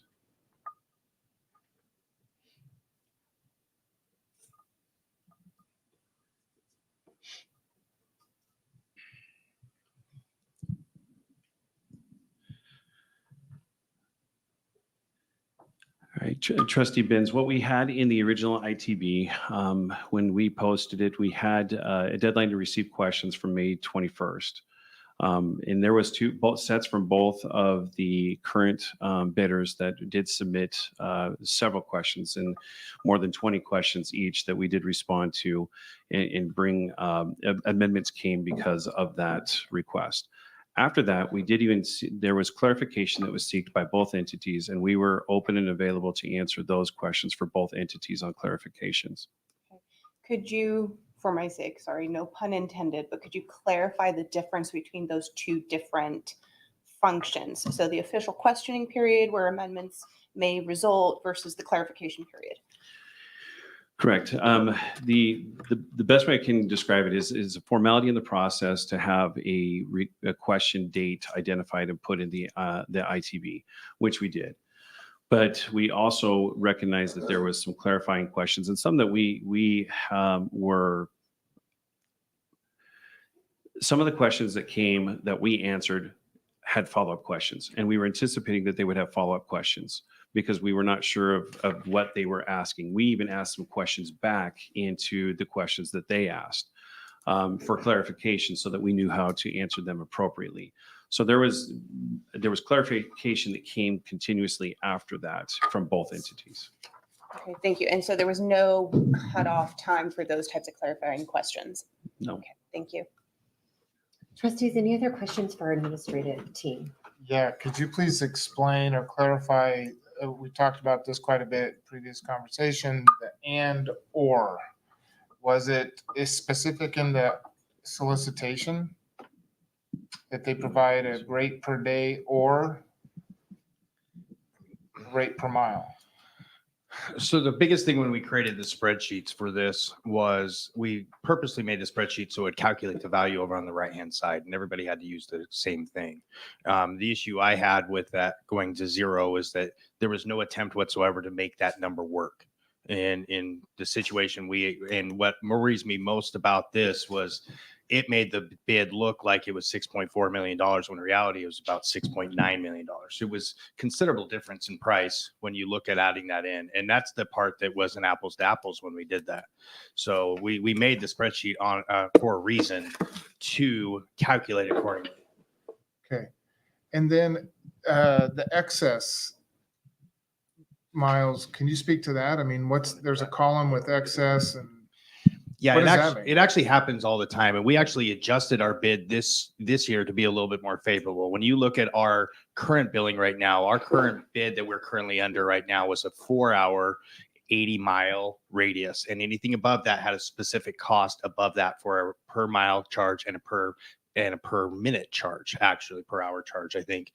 And what we found is almost every single run of our routes, we're hitting into that extra overtime. So we were going over and above, we were paying extra for that. And part of it is, it's not Brown Bus's fault. Sure. It is the mileage didn't increase. It was really the hours because time is with construction and everything else. With construction and just how much more traffic flow there is, sure. It just killed everything, Yeah. right? So we The 10 years of purposely traffic. bumped up that number of hours when Courtney and I worked through that. We looked at that and said, we need to go more because we know how much time that takes. There's still going to be times when the train comes at East Valley and they have to go all the way around to, because the train stops there at the roundabout and hits everybody. Now you got to go all the way around and you get extra miles to get to Columbia. But that we was, know those things happen, but those are part of the but that was the route. whole purpose of putting those two columns in. That's exactly right. Excess. And We that, need a and base if you look, rate. it's What's the excess yeah. rate And if too? you look, it actually is very similar to what we had in previous years. We just amended it to adjust some of our numbers, and we didn't put specific bus sizes on purpose like some other because we didn't know exactly what kind of buses we wanted. We don't know because there's a reason we're taking over the routing as well, because we want to be in control of how many kids we're seeing on the bus, and we never had that capability before. Okay. I'm a little bit concerned. Chair Taylor, help me with this. The $379,000 that came in after for clarification, and we didn't know about this when we were looking at it as a board. We didn't know that this extra $379,000 was part of Brown Bus's bid. And I think, and correct me if I'm wrong, correct me if I'm wrong. The reason we didn't know is because if that had been presented in a public hearing, that would have been completely unfair to anybody else who bid, because that number was, it was after the fact. Does that make, am I on point there? Or pretty close to the point? Chair Taylor, Trustee Kirkman, yes, that was the legal advice that we were provided, is that we needed to keep the process fair, and by allowing another potential part of the bid to come in would skew that for one entity. Okay, and thank you, because that would have driven me nuts, not having that information at the time when we were supposed to make this decision. But I understand now there's a legal reason behind that. So there's an extra $379,000 that came in after the bid. How does that affect the $600,000 that we keep hearing that they're cheaper on this bid or less on this bid? So here's the biggest reason that we're having problems, that I'm having problems with the way that they tried to put everything back into route costs. And it goes right back to where Courtney was talking about when we want to get rid of a route and increase a route. Yeah. We purposely did it that way. We're not trying to maneuver things at the state to get a better route rate. We don't have the ability. When you look at our, how you do our reimbursement claim, there's multiple sections. What they were talking about is an 85 and 50%. That's our cost personally. It has nothing to do with a contractor. So when you go to contractor, all that goes in a different column and it has different costs associated with whatever the contractor stuff is. So we don't get to manipulate. I don't get to take different costs and do this differently. So we purposely wanted those fixed costs out so we knew exactly where we were. So even though they said it's going to be cheaper in the long run based on the numbers they did, they also didn't tell you that when we were going to reduce routes, because we are going to reduce routes, there's no way that their stuff is going to come down as fast as first students was going to be. Well, and simply but having that rate per day from first student, we know You're if exactly we're right. reducing routes, we know what Yep. the cost is going to be. So that Yeah. $600,000 seems pretty, Well, and the only way we knew anything on the Brown bus bid was their cover letter that wasn't really officially part of their bid. That was just a cover letter on top of telling us they would work with us if we wanted it. okay. Okay, trustees, any other questions for our admin team? I have one, and just because I did ask it earlier, but I don't remember receiving a satisfying answer to this. What is the difference between the services that are included in this bid, the new bid that is represented, versus the original bid that what came in at 21% higher than our original contract? What is the difference in services provided? Is there any difference? The overall Chair Taylor, Trustee Benz, the overall service at this point in time is there's no difference there. How it was being provided is different. That's the difference. Our objective is still to get kids from home to school and to any of the other events and all the other things that they've historically been doing. So for the consumer component of it, for our students, and our parents, there's no difference other than in this current one, there is additional components that we are controlling as far as parent communication, discipline, and for the routing. That is the difference of who's responsible for it. So the scope and spectrum of the outcome of the product is the same, but there are some things that we took on as a district responsibility that were not previously. Does that help answer your question? There's additional stuff as well. There's software. Well, I mean, even that stuff we actually added because one of the things we did not know about until we got with other districts was what was out there possibly.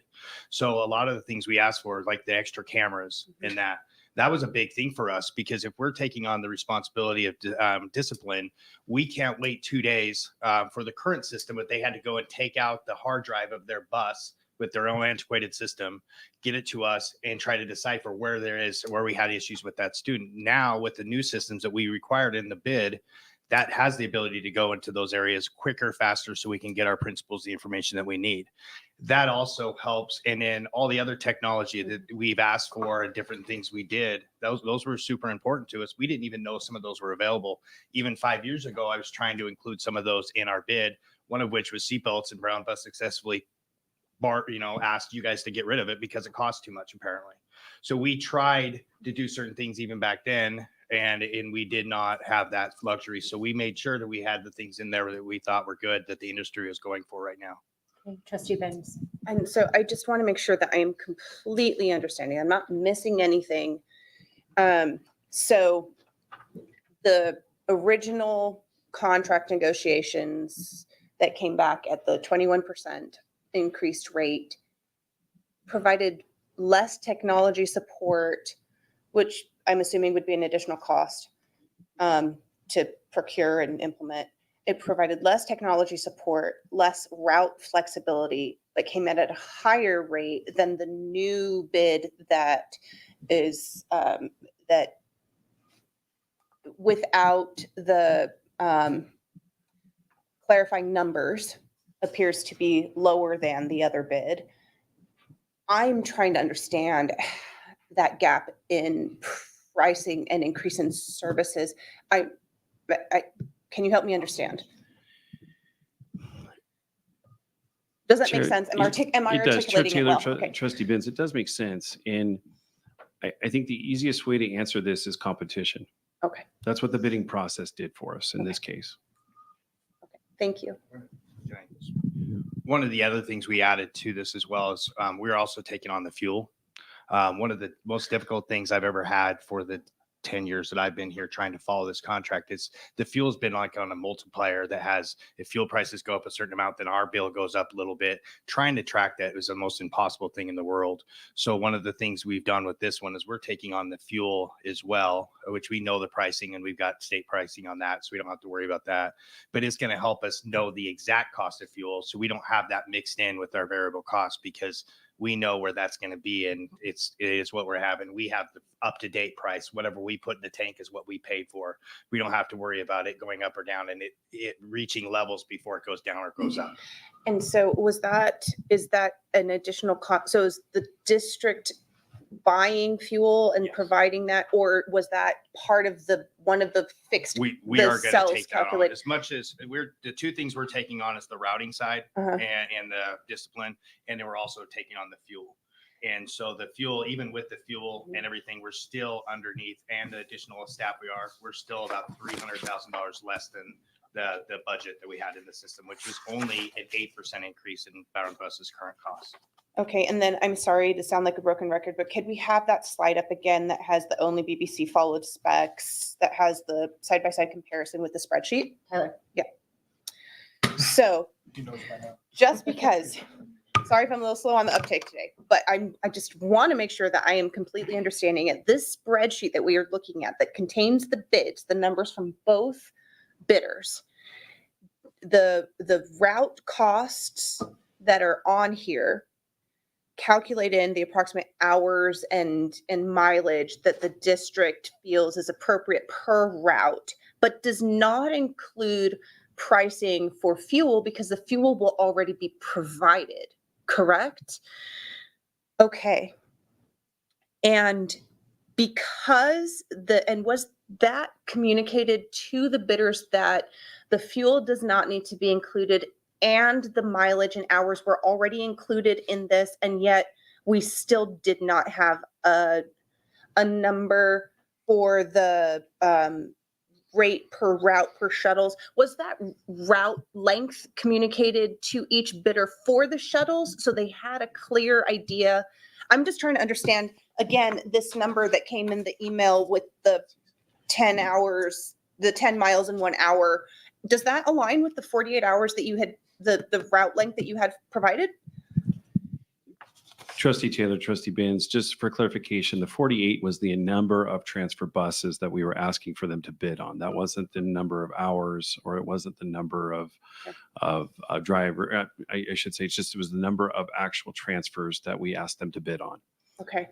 And So well, can I I guess, expand on that yeah. as well? You think about where our transfers are going to. They're going to each high school from each spot. That's easily calculated on a busing contract to know. If there was ever a bidder that knew what those prices were, because they're currently doing it, would have been Brown Bus. So anybody that comes in and says, we wouldn't know how to put that in because we didn't know how to fill out the spreadsheet is, to me, it seems ludicrous because they actually know how much their shuttle costs are. And I know how much they billed me for it. And- So that's I think what's frustrating me most about this. And do the numbers then provided in the email that came in tardily, do those numbers match? Does that match your expectation for the approximate route numbers for the shuttle buses, the 1 hour and 10 miles per bus? So Chair Taylor, Trustee Benz, one of the things, and I mentioned this before, after we received the legal counsel letting us know that that part of the bid was not to be something that we considered in the process, we did not explore that any further because that was the legal counsel at that point in time. So when we go to these hypotheticals, it was a non-responsive bid, and that's why we shared that with you. So that was the end of our exploration because it was a non-responsive bid, and it was coming in at a time that would not make the process fair for all of the bidders in the process. Right. I'm only asking because I'm picking up on a thread that I think Trustee Kirkman had raised earlier. If the bids are open and you can see everybody else's calculations, I'm still concerned about, if this is coming in after the fact, after you get to see everybody else's, is this an accurate calculation of reflecting true expectations? I don't know if does that make sense? It's fair. Is it fair? Chair Taylor, Trustee Benz, and I appreciate that. Again, like what we mentioned, that the fairness of the process was, again, by legal counsel, why we did not bring it to the board, and it was not considered because it could not be considered in Okay. fairness to each of the other entities that were engaged in this process. Okay, thank you. I only have one final question, and we have discussed this a few times. The request for a possible bid to the discussion in open session came about because of an unaffordable increase, correct? Thank you. Anything else? Okay. Brown bus. Anything new, guys? Okay, I'm gonna bring you forward. We are not gonna take a break. Perfect. So we will bring you forward and Is that a question? yes, it was. I was looking at our legal counsel. I'm so sorry. And this will be for the presentation of new information only. Right, new information, not a repeat or a re-summary of what's been provided already. Just new information based on, basically on the comments of first two and also administration.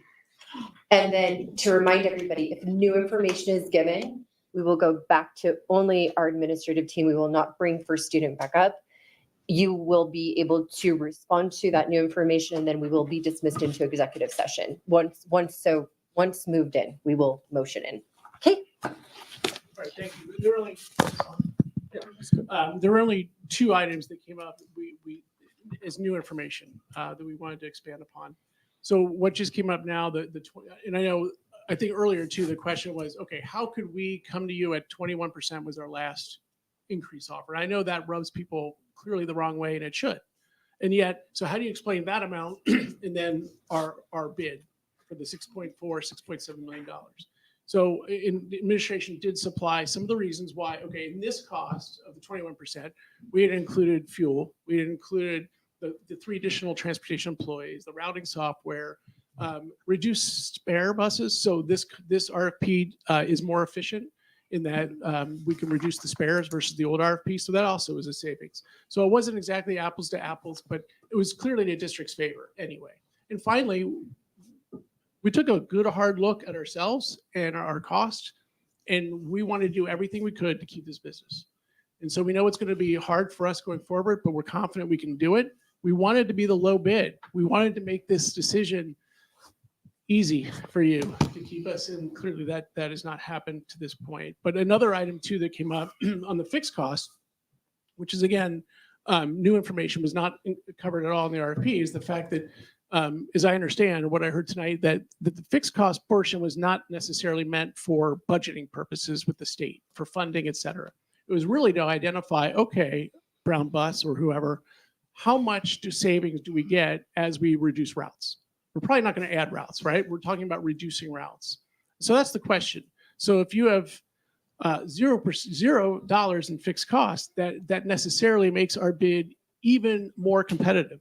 Because that means if we go down from 55 buses to 54 buses, then by our bid and your mechanics, then you are actually saving 100% of the rate, not 50%, not 25%. So our bid is even more efficient and provides more savings than we actually even thought when we responded. And it's a huge savings overall, not only our bid, but certainly with that added information that as we reduce routes, that was the sole reason for that calculation of fixed costs. And again, for 0, by the way, yeah, I mean, it shows a line. I mean, we tried to put 0 and typed it in, but it's a formatting, so it didn't show the 0. But regardless, it's a non-answer, right? It's a 0. And I guess the final question that came up, again, we keep hearing reference to 2 different bid amounts, and I understand why. The one that came, the 6.4 million, and then the one that came after the 6.7 million with the clarification that was sought by the district. And I guess our question ultimately for you folks to consider, and I'm assuming that Chairperson Taylor was going to come back with this question at some point, I'm guessing, but I'm not sure, is what do we stand by? Do we stand by the 6.7? That's clearly our intent and our clarification.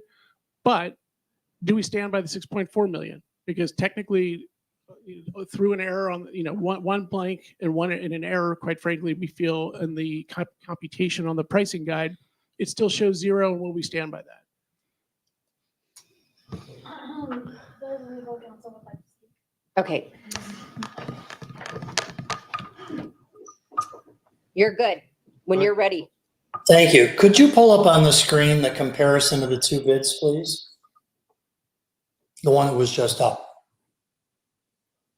Can you blow that up, please? You can reduce him. You can remove him if you need to. We can hear him. That's perfect. Could I you, see it that could way. you all look at the shuttle, the first student bid for shuttles, and look at what they bid for the excess hours rate and the excess miles rate.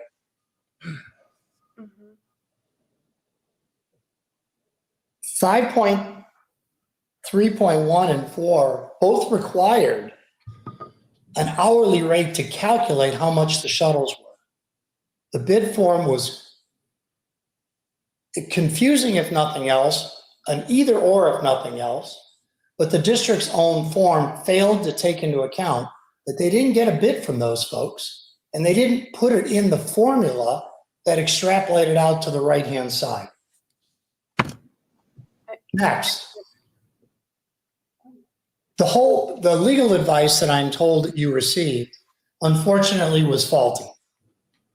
In fact, it was obviously faulty because you reserved the right in the bid documents to accept or reject any and all bids, portions thereof, and waive any formality which is deemed to be in the best interest of Nampa School District number 131. You can take that screen down now, if you please. And we have a trustee who needs clarification on what you said. So Trustee Benz has a question for you. Can you hear us? Yes. Okay, Trustee Benz? Yes, so, I'm sorry. Could you put the spreadsheet back up? Because you had mentioned that it was lacking something. I would really like to understand what you mean. So you said that it's lacking the excess hours, correct? And miles, and you said something immediately after that. Could you please repeat what you were saying? Yes, if you look at the Appendix B, the solicitation, the rules that govern how you fill in these sheets, 5.1.3 and 5.1.4, both say that shuttles are to be calculated on the basis of their hours. Yet, in this form, you see that we put in hours, $43.03 per hour and 97 cents per mile. There wasn't a separate chart that didn't use the word excess, so you had to kind of jam it into a chart that wasn't all that artful. Understood why it's not all that artful. It was the same chart from 2019 where this same approach was deemed responsive. Yet first students bid, despite the requirements of the RFP, they didn't fill in the hourly rate or the mileage rate, and yet they're deemed to be responsive. May I ask a clarifying question? Could you take that sheet down, please? No, please, before you do, I have a clarifying question. I apologize. I know I'm full of questions tonight. I would like to understand, once again, because this has come up several times this evening, this idea of excess rates for the hours, excess rates for the mileage. Since this is something that keeps on coming up, do you mind if I simply ask our administration to speak to that idea of excess versus base calculation? They'll speak out. Yeah. Okay, sorry. Sorry. I'm so sorry. Okay, Sorry. okay, no, that's fine, because I just, Can you write Yeah. that down? Yeah. So that you can speak we'll to that remind after. you. We will remind you. okay, thank you, I apologize. It's okay. I understand. Are there any more clarifications for our attorney representing BBC or for Brown Bus? Oh, sorry, I wasn't quite finished. I had Oh. a couple more points to make.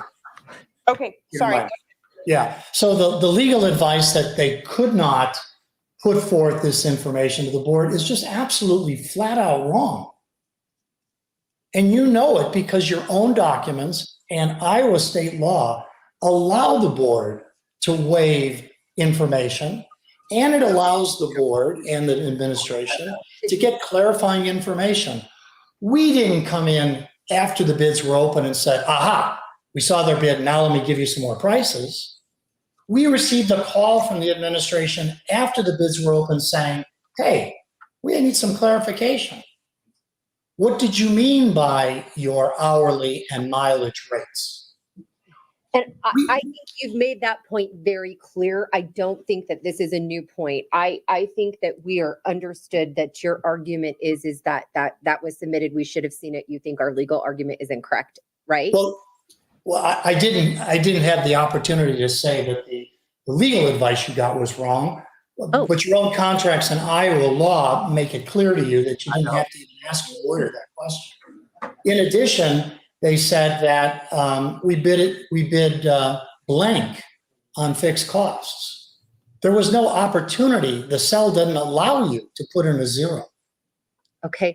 The other issue I heard was, oh, well, there was a cover letter, but that's not really part of the bid, is it? That's really not to be considered. Could you put up that spreadsheet again, please, the two bids? Look on the comments section on the right-hand side. Look at the notes on the baselines for additional driver and student safety. They added additional notes and information because they were trying to clarify for you information on how they did the calculations. That's exactly what we were trying to do with the cover letter. We were asked questions for clarification. We provided the clarification. Boy, if I'm a trustee and I have a fiduciary duty to get the lowest bid and the lowest price, I want to get all the information I can. This isn't a question of unfair to the other bidder. How is it unfair? We gave the price per hour and we gave the mileage. And as was just reported, if the real reason behind fixed and variable costs is to identify how much you're going to save if you reduce routes, guess what? Look at how much you save if you reduce a regular ed route under Brown Bus, $493.85. How much do you save if the first student bus is eliminated? $243.58. The administration, for some reason, isn't pointing that out to you. It's like, oh, we just want to get rid of and disqualify a bid. Normally, governmental agencies that are bidding out, the last thing they want to do is disqualify bids because they want to have competition. That's exactly the purpose. By disqualifying our bid and saying it was non-responsive, that it didn't comply, he didn't even calculate whether the 379 made sense based on the district's own data that the finance guy looks at and bills and sees and approves every month. I would ask, did they look at that 379 and were the hour assumptions and the mileage assumptions valid in retrospect in the 10 days or so that the bid's been open? Forget about between 10 o'clock in the morning when they received the information. And not only did they say they had no data, they said they had no information from us on shuttle costs. I listened to the meeting. They didn't say, oh, we can't share it with you because it came in after the fact. They said, we have no idea. And with respect to fixed and variable costs, there was a lot of discussion during that meeting about the whole reason they were doing fixed costs was so they could improve the reimbursement rate at the state level based on this hybrid system. Today, we heard, oh, that wasn't the case at all. It was just based on what if we wanted to reduce routes. Well, in either case, you save money on the Brown bus bid that's conforming and in compliance and responded and provided the clarification that the board was allowed to request. That wasn't an unfairness. They reserved that right. Thank you. I'll stop. Okay, thank you. All right. Do you need any further clarification from the attorney, or do you think that we're ready to move to the administration? I have some questions for the administration based on some of the points raised by Okay. the attorney. If you guys are good with that and nothing new to add, then I will move to our administrative team. If I could add just a couple of points of clarification for some characterizations that were made. Is it new? It is new. Oh, perfect. It's, I'll say a rebuttal. First point, seat belts. I would take exception to the comment that Mr. Dewey made. Yes, seat belts were made part of the previous contract. there was an amendment that was voted to take that out of the contract. The reason for that, not because it was too expensive, is because there was a lack of use and there was a lack of formality in how those seatbelts were going to be administered and what support there would be at the district level, at the administrative level, to get students to use those seatbelts. Remember, we're coming out of the pandemic. It's one more thing to tell a parent, you got to do this and you got to do that. And that was actually a comment and a conversation I had with previous director of operations. And so I just want to make sure that, there have been some statements that are incorrect. So lay that aside. Peter, Mr. Jers? Yes. Okay, Yes. understood. Our previous director of operations, who was in Mr. Stoffer's position, was Peter Jers. That's who he's referring to. Correct. Thank you. And an additional item, it was referenced that and I think it was even mentioned in a previous board meeting, that the transportation was overbused. So if you were to pull up the previous rate sheet that we referenced from 2019, it has a route count on there. Those route counts were reflective of the routes being ran at that time. So if you add up 62.8 plus then the 2 district-wide, those would most likely be the routes being ran for Union High School.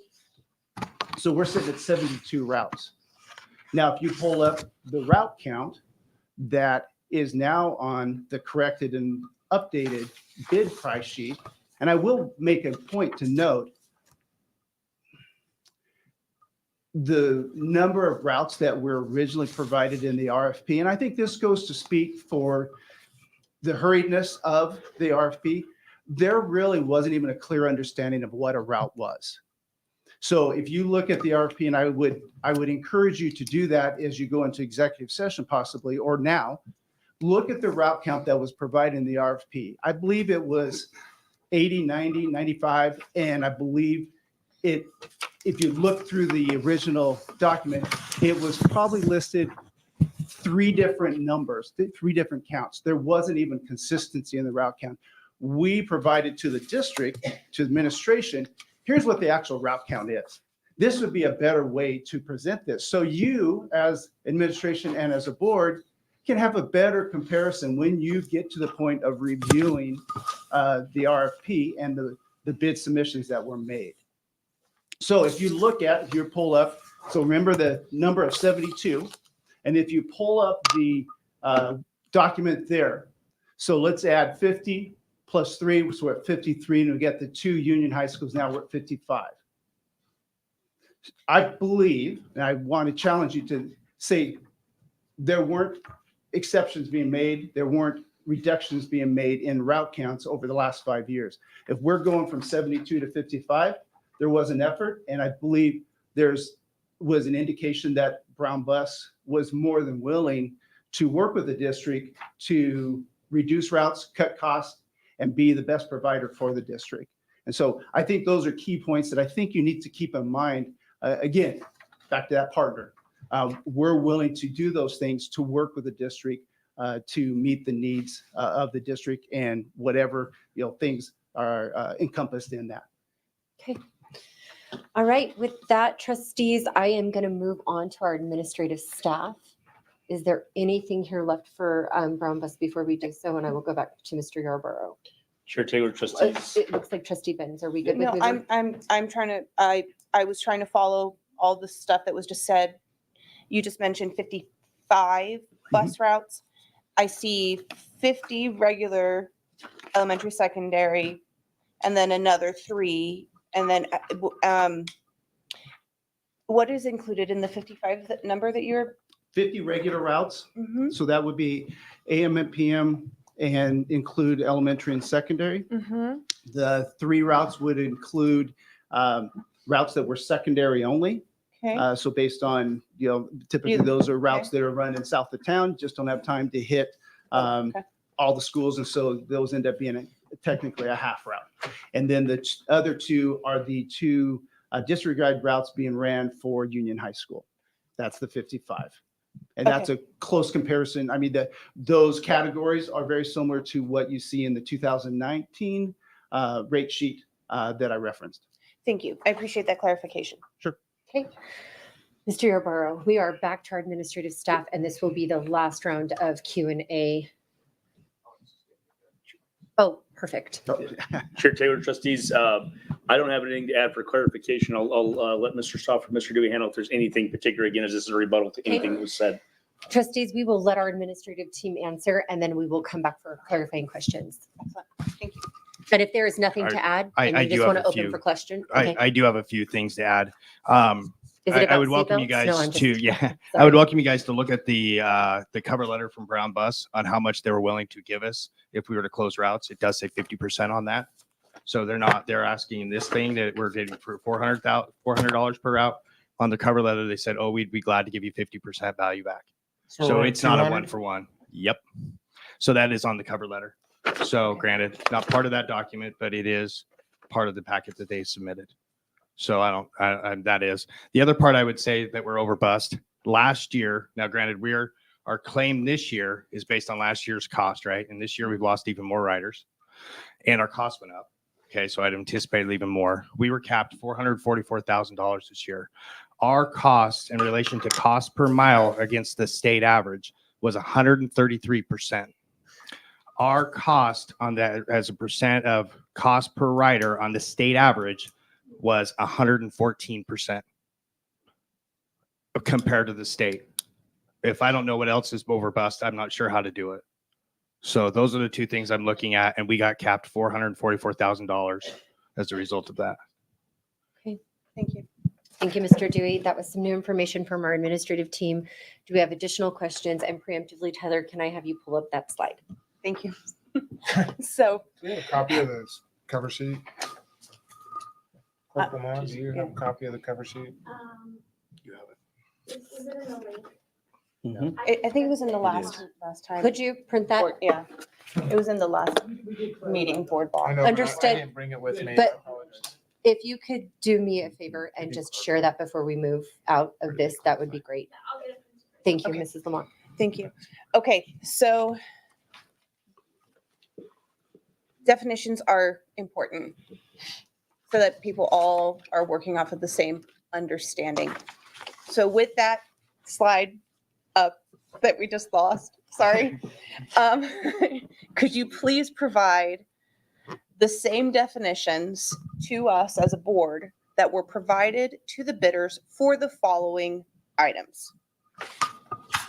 The definition of route, was that clearly provided? I heard that it had been provided after some clarifying questions from both bidders. It was provided in an amendment. Is that true? And what was it? Chair Taylor, Trustee Benz, yes, it was. I can pull it up in the actual packet. We did it in several different places and clarified, but it was in the question and answers, both 1 and 2, and then in some subsequent conversations. So also in retrospect with that too, the numbers, everybody bid off the same numbers. So the fairness of that is what I want to draw our attention to. Everybody had the same access to it. Okay. While there were some initial numbers that were different based off of definitions, we clarified that did not impede anybody from bidding. Excellent. Thank you for that clarification. The second part that I need to understand, it's been mentioned a couple of times. There was a description in the amendment that said shuttle costs will be calculated based on blah, blah, blah.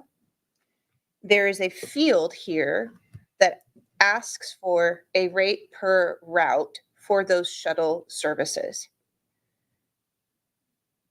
Was it understood clearly? Was it communicated to the bidders that the description of what should be put in that cell was based on that the number that was to be put into the cell per route, per shuttle, was based on the description provided that you need to take these things into consideration when calculating that base amount?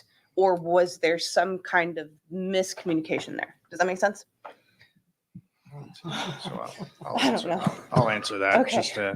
So the only worry I have with the Brown bus bid is the information they provide. I have no idea how to calculate and even get to the $397 that they've said. If you look, that's what the reason that the shuttle has a blue next to it as well.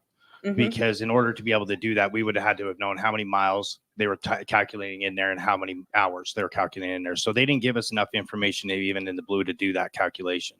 So we couldn't even extrapolate it out from that because we didn't have that in that first column to base hour and rate. We had no information on there. So even if they would have put that there, then theoretically we could have calculated and put it in because the formula might not have worked well enough for that. But the reality is what they gave us was 48 and an excess and an excess. That did not give us anything enough to actually provide any information on how to get to 397. He subsequently gave that to us later and how he calculated it. But if you guys look at that, how do you make a formula off of that? Okay, so I guess I'm gonna clarify. Okay, so if we go back to, sorry, I'm gonna make you back up a few slides. There's a definition that was highlighted on the daily shuttle costs slide. Could you bring that slide up? I think it's like 2 slides previous. Yes, this one. So it says career technical education, and there's a section that's highlighted are calculated on an hourly basis. And then the additional shuttles are calculated on an hourly basis. These descriptions that we're seeing on the board, on the screen right now, these were to help the bidders arrive at a number to put into that calculating cell that would be used then with that 48 transfer number to produce a base cost for the shuttles. Am I understanding this correctly? Okay, and then the part that was brought up by council for Brown Bus Company that said that the excess hours were not completed by first student, therefore making the bid non-compliant. Could you please define the relationship between the excess and then that other calculating cell that we were just talking about? What is required and what is not?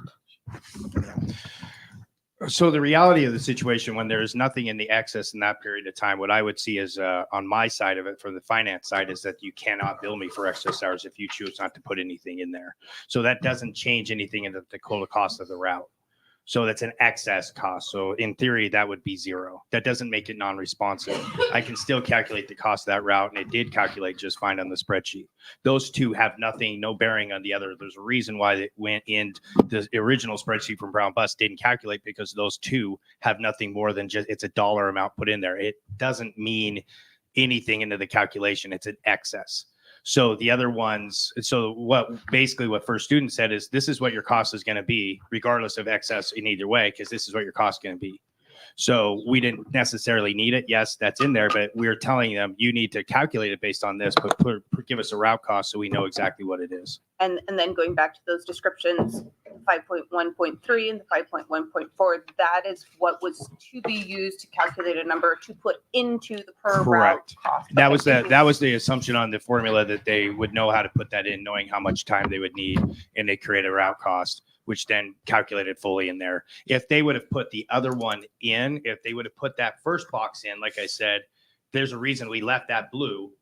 If you would have put that first box in, would tell us how many hours you thought or how many miles it was, then at that point in time, we could have calculated it and said, okay, the formula wasn't working right, we're done. But they did not fill in that first box, so we could not calculate that.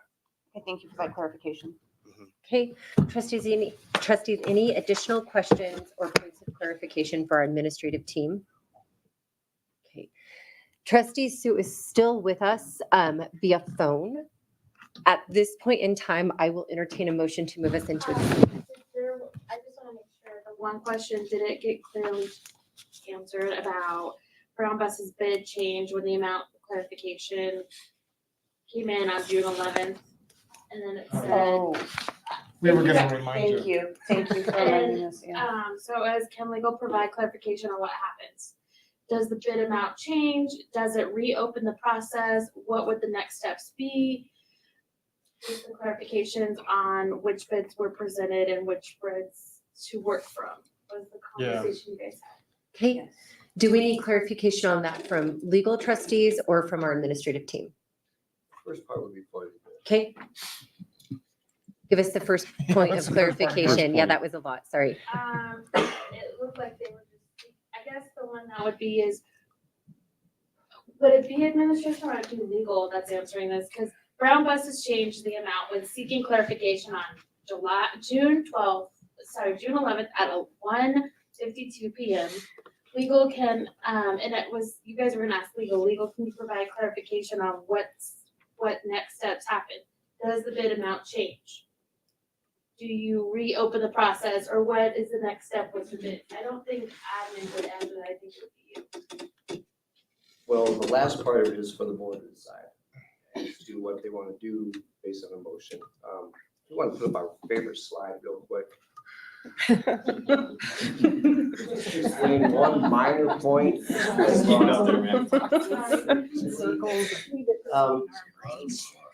been a lot of talk about the district has a right. You need a mic, hold on a second. You're not mic. Sorry. Okay, sorry. Sorry. Totally. There's been a lot of, there we go. We tend to mute the attorney.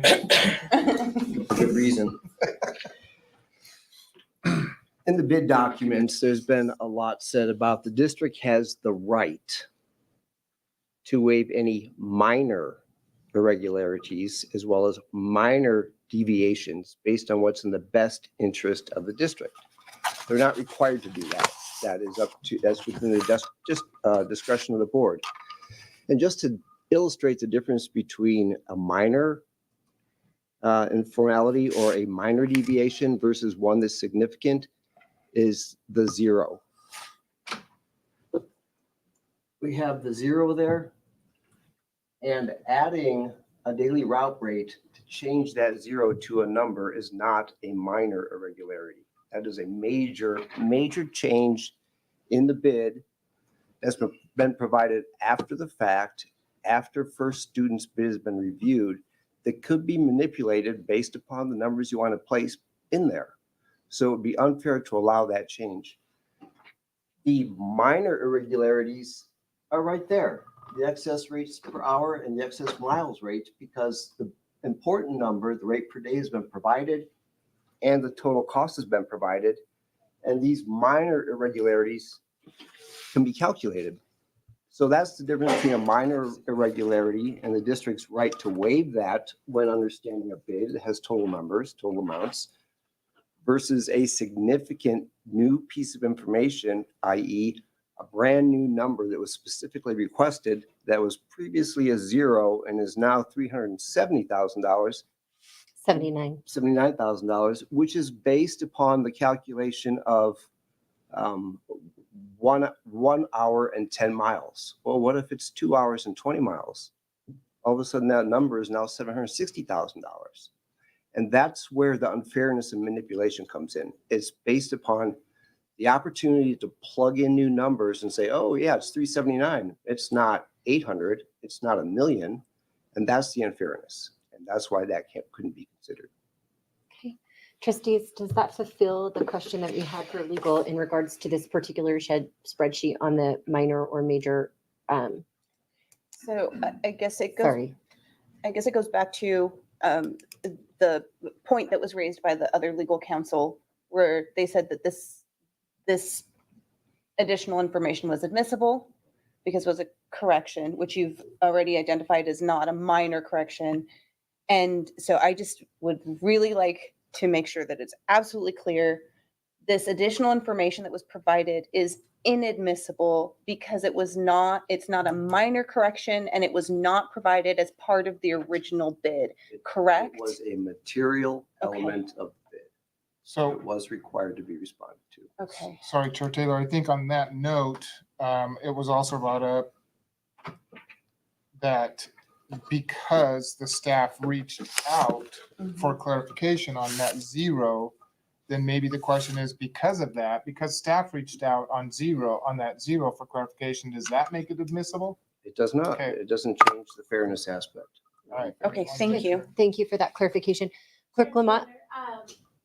The other attorney would like to speak, but I'm not sure if they have the opportunity They do not. They had that time during Brown Bus. This is the conclusion, so we will be accepting no additional comment.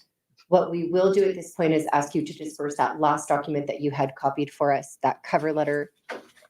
From there, I will entertain a motion to move us into executive session. Again, for the record, I have trustee Sue here via phone. I would like to move, thank you, that we adjourn to executive session in order to, A, communicate with legal counsel for the public agency to discuss the legal ramifications and the legal options for pending litigation or controversies not yet being litigated, but imminently likely to be litigated. The mere presence of legal counsel at an executive session does not satisfy this requirement. Second. The motion has been made and seconded. Roll call vote. Chair Taylor, Aye. trustee Kirkman, Aye. trustee Benz, Aye. trustee Sue. Okay, we are now moving into executive session. I do not have a way to tell you guys how long that will last, but we will come out of executive session and make this decision. So I believe that you will want to stay. We will do our very best to be as quick as possible. We totally get that everybody's been here for quite some time. We not only appreciate your patience, but again, this crowd has been amazing to have. So we will come back hopefully shortly. Can I just make a quick clarification? Clerk Lamont, I had made a motion at the beginning to move those 4 action items to after the hearing. Does that include the executive session? That would be correct. Okay. Okay.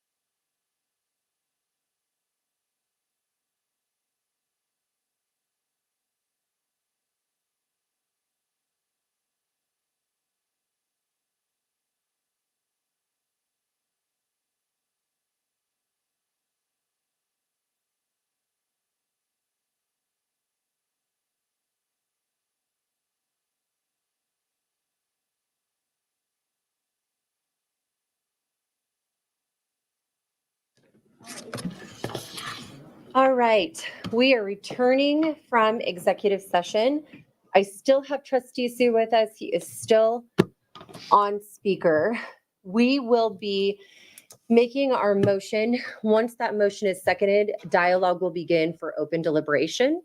That is not our final motion. It just moves us into deliberation, and then a final motion will be accepted following deliberation. A final vote. Final vote. One motion, 1 second. One motion, final vote. Okay. Trustees, following executive session, do I have a motion? I would like to move that we affirm the student transportation services bid submitted by students first or for students, and to find that doing so is in the best interest of the public and the district. Okay, I second. Motion has been made and seconded. We will now deliberate. We will start discussion with trustee Benz.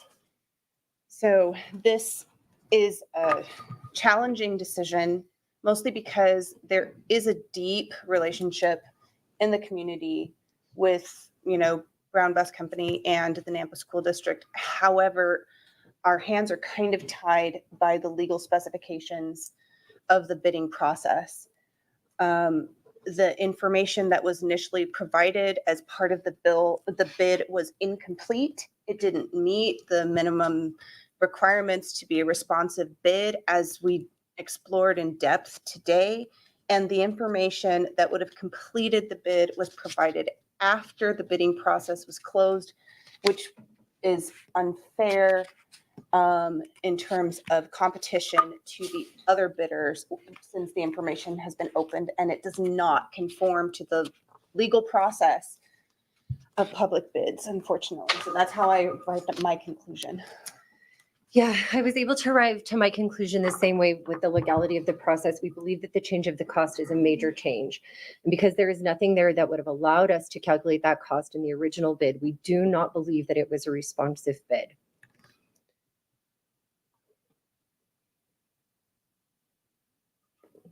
Give me a sec.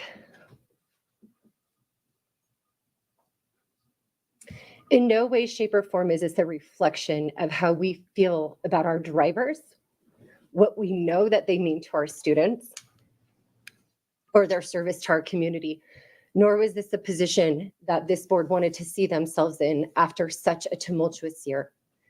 We cannot afford continued cost increase while we simultaneously take away from pots that fund education.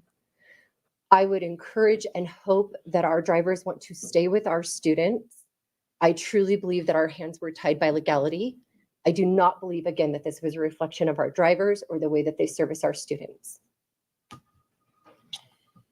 Yeah, for me, I really tried very, very hard to take the emotion out of this decision, because that's sometimes the best way and sometimes the only way to make a decision of this magnitude, is that you do take the emotion out.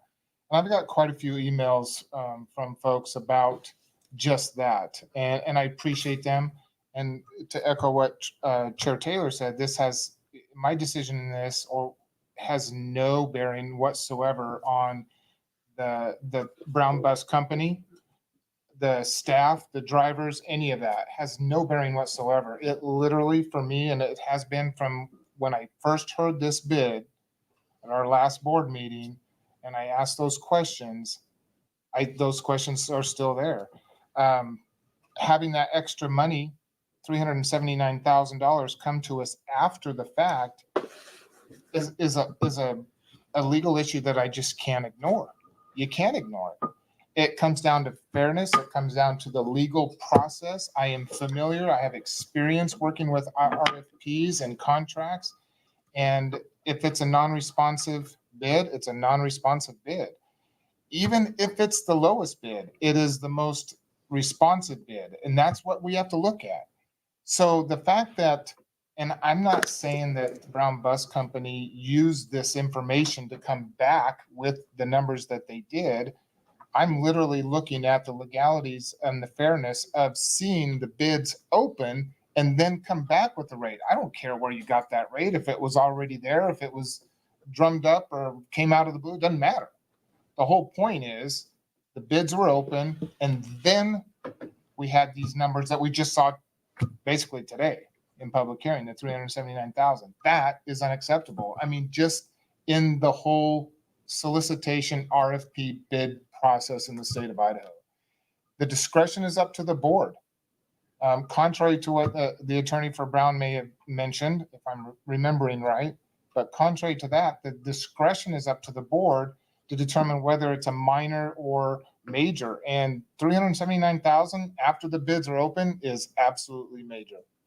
That's just what it is. We accept our 6.4 million. I thought that was an option. That's right. So that's where my discussion on this goes. You know, going through the hearing and a lot of the presentations, it seems like there was a lot of assumptions that were made during this process, and you just don't operate on assumptions. You can't. That's why there's a process to get clarification, to ask those questions and not make any assumptions. And I don't know if it's because of the history that Brown has had with this district for the past 64 years, that maybe those assumptions were going to be relied upon. I don't know, but in this day and age, we don't, you know, in my opinion, and I don't know, I'm not speaking for the board, I'm speaking for me, that, you know, those assumptions, gentlemen's agreements, historical context, all that kind of stuff. No, that's why we have this RFP. That's why this RFP was new. That's why it was specific, and it was very, you know, this is what we want. Tell us how you can provide the service and the cost, what it would cost to provide this service. So I'm sorry, but my decision is going to be that, you know, just based on legalities. Trustee Sue.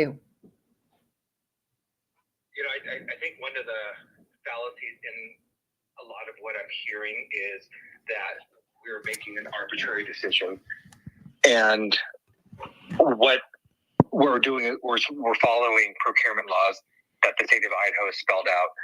And that law is very clear. And these are major changes, material changes to this bid. And we have to be fair about this to the bidders in this process. And that's where I made my decision. Okay. Thank you, Trustee Sue. All right, trustees. With that, a motion has been made and seconded. All in favor? Aye. I believe Aye. we're supposed to do roll call vote. Oh, Yes, I think so. do we need a Unless you roll wanna call change vote? it, But that was the recommendation. Recommended. Okay, we can do the roll call vote. I'm sorry to interrupt. Chair Taylor, Aye. Trustee Kirkman, Aye. Trustee Benz, Aye. Trustee Sue. Aye. Okay. With that, First Test Student has been awarded our transportation contract bid. Thank you. Thank you. All right, we will now move on with the following action items that have been moved to this portion of our agenda. Yeah. Guys, we're actually going to go ahead and take just a 5-minute recess to let the board clear. Okay? 5-minute recess. Thank you.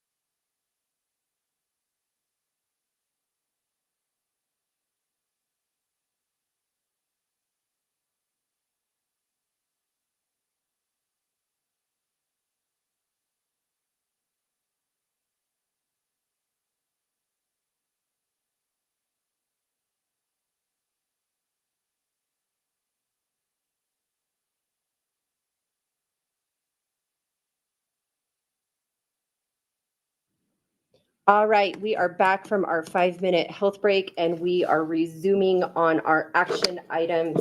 We are back with the 2024-2025 Master Agreement Ratification. Mr. Yarborough, Chair, pick back up where you Chair left Taylor, off. Trustee Kirkman, and any other trustees, just one correction I need to make. Trustee Kirkman and I were talking about section 6. I said that the NEA does not use school email. That is incorrect. What I was trying to clarify, they can use that for NEA business. There is a portion of our contract that talks about using that in an unethical way for political purposes. That's the thing that they cannot do. And again, all of our staff are governed by that. That's alluded to within section 6, or to me, Article 6. I just want to make sure that I had misspoke on that earlier. So happy for any other questions that come up. Nope, I already asked my questions around this contract. Trustee Lentz, do you have any questions regarding the ratification of our 2024-2025 Master Agreement? Prior to your arrival today, we were informed that our NEA has ratified. Okay. So it is just now for us to decide if we are ready to move this forward. I have no questions at this time. Great, then I'll make a motion. We approve and ratify the 2024-2025 Master Agreement. I agree. Motion has been made and seconded. All in favor? Aye. Aye, and I will take this opportunity to thank our teachers. We are now going to move to B, Mr. Yarborough, certified staff contracts. Chair Taylor, trustees submitted and even one update late today. I thank Ms. Lamont for helping out with that. We had one error with an employee that had been on an initial list to be terminated, was not that. She is now on the list. So there's one addition, a particular teacher. But what you have is the spreadsheet of all of our teachers who are currently supposed to be under contract. Either we have offered jobs to, or they are continuing contract. For your consideration, the reason that we're waiting till after the agreement was ratified by the board and the NEA now, these contracts are based off of column and row movement. Again, the issue, just for a quick clarification, column movement is based off of education as they move over. We still will likely have some folks turn in extra credits as they work on certification and things moving forward.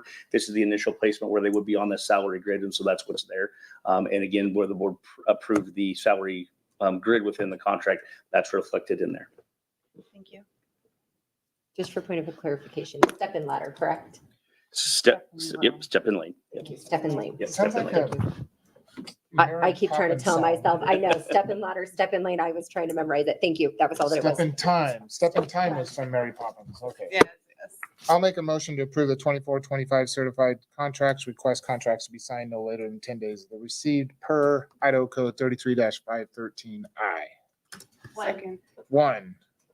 Second. Okay, motion has been made and seconded. All in favor? Aye. Aye.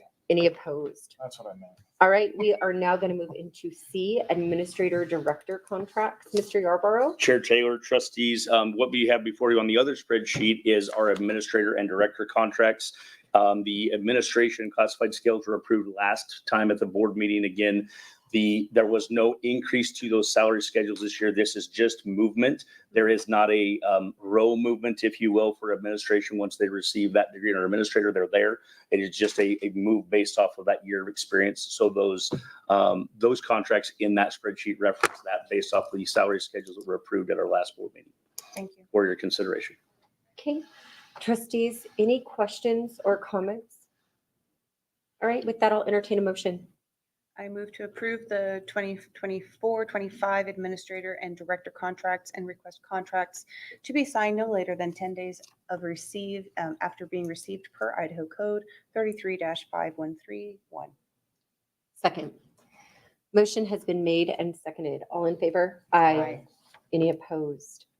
All right, last we have D, Personnel Recommendations. Mr. Yarborough. Chair Taylor, trustees, this is just a personnel report that is normal within our meeting. However, there are some things that are changing within fast things going on, people resigning. I'm looking for a couple pieces of that were different contracts, meaning less than full-time on that personnel report for your consideration and approval. Question. Please. So the third one on this report was David Young, principal of Skyview High School. This is obviously to fill Will Barber's spot. just, I guess more of an understanding, what if we did not approve this? Didn't we just approve his contract in the previous motion? And I'm just looking at procedural things here. And I believe this one should, I believe this one was an oversight that should have been on the personnel report in May or June at the regular meeting. So that we June. could approve the contract Correct. tonight. Mhm. All right, I got it. Okay, thank you. Thank That you was for that all. It clarification. was just a procedural Yep. thing that I was looking at. Thank you for the clarification, Clerk. Thank you. All right, with that clarification, do I hear a motion? Yes, you do. Motion to approve the personnel recommendations. Okay, second. Motion has been made and seconded. All in favor? Aye. Any opposed? With that, our action items are complete. And with us moving this to the beginning of our meeting, this concludes our special meeting this evening, and the meeting is adjourned. And you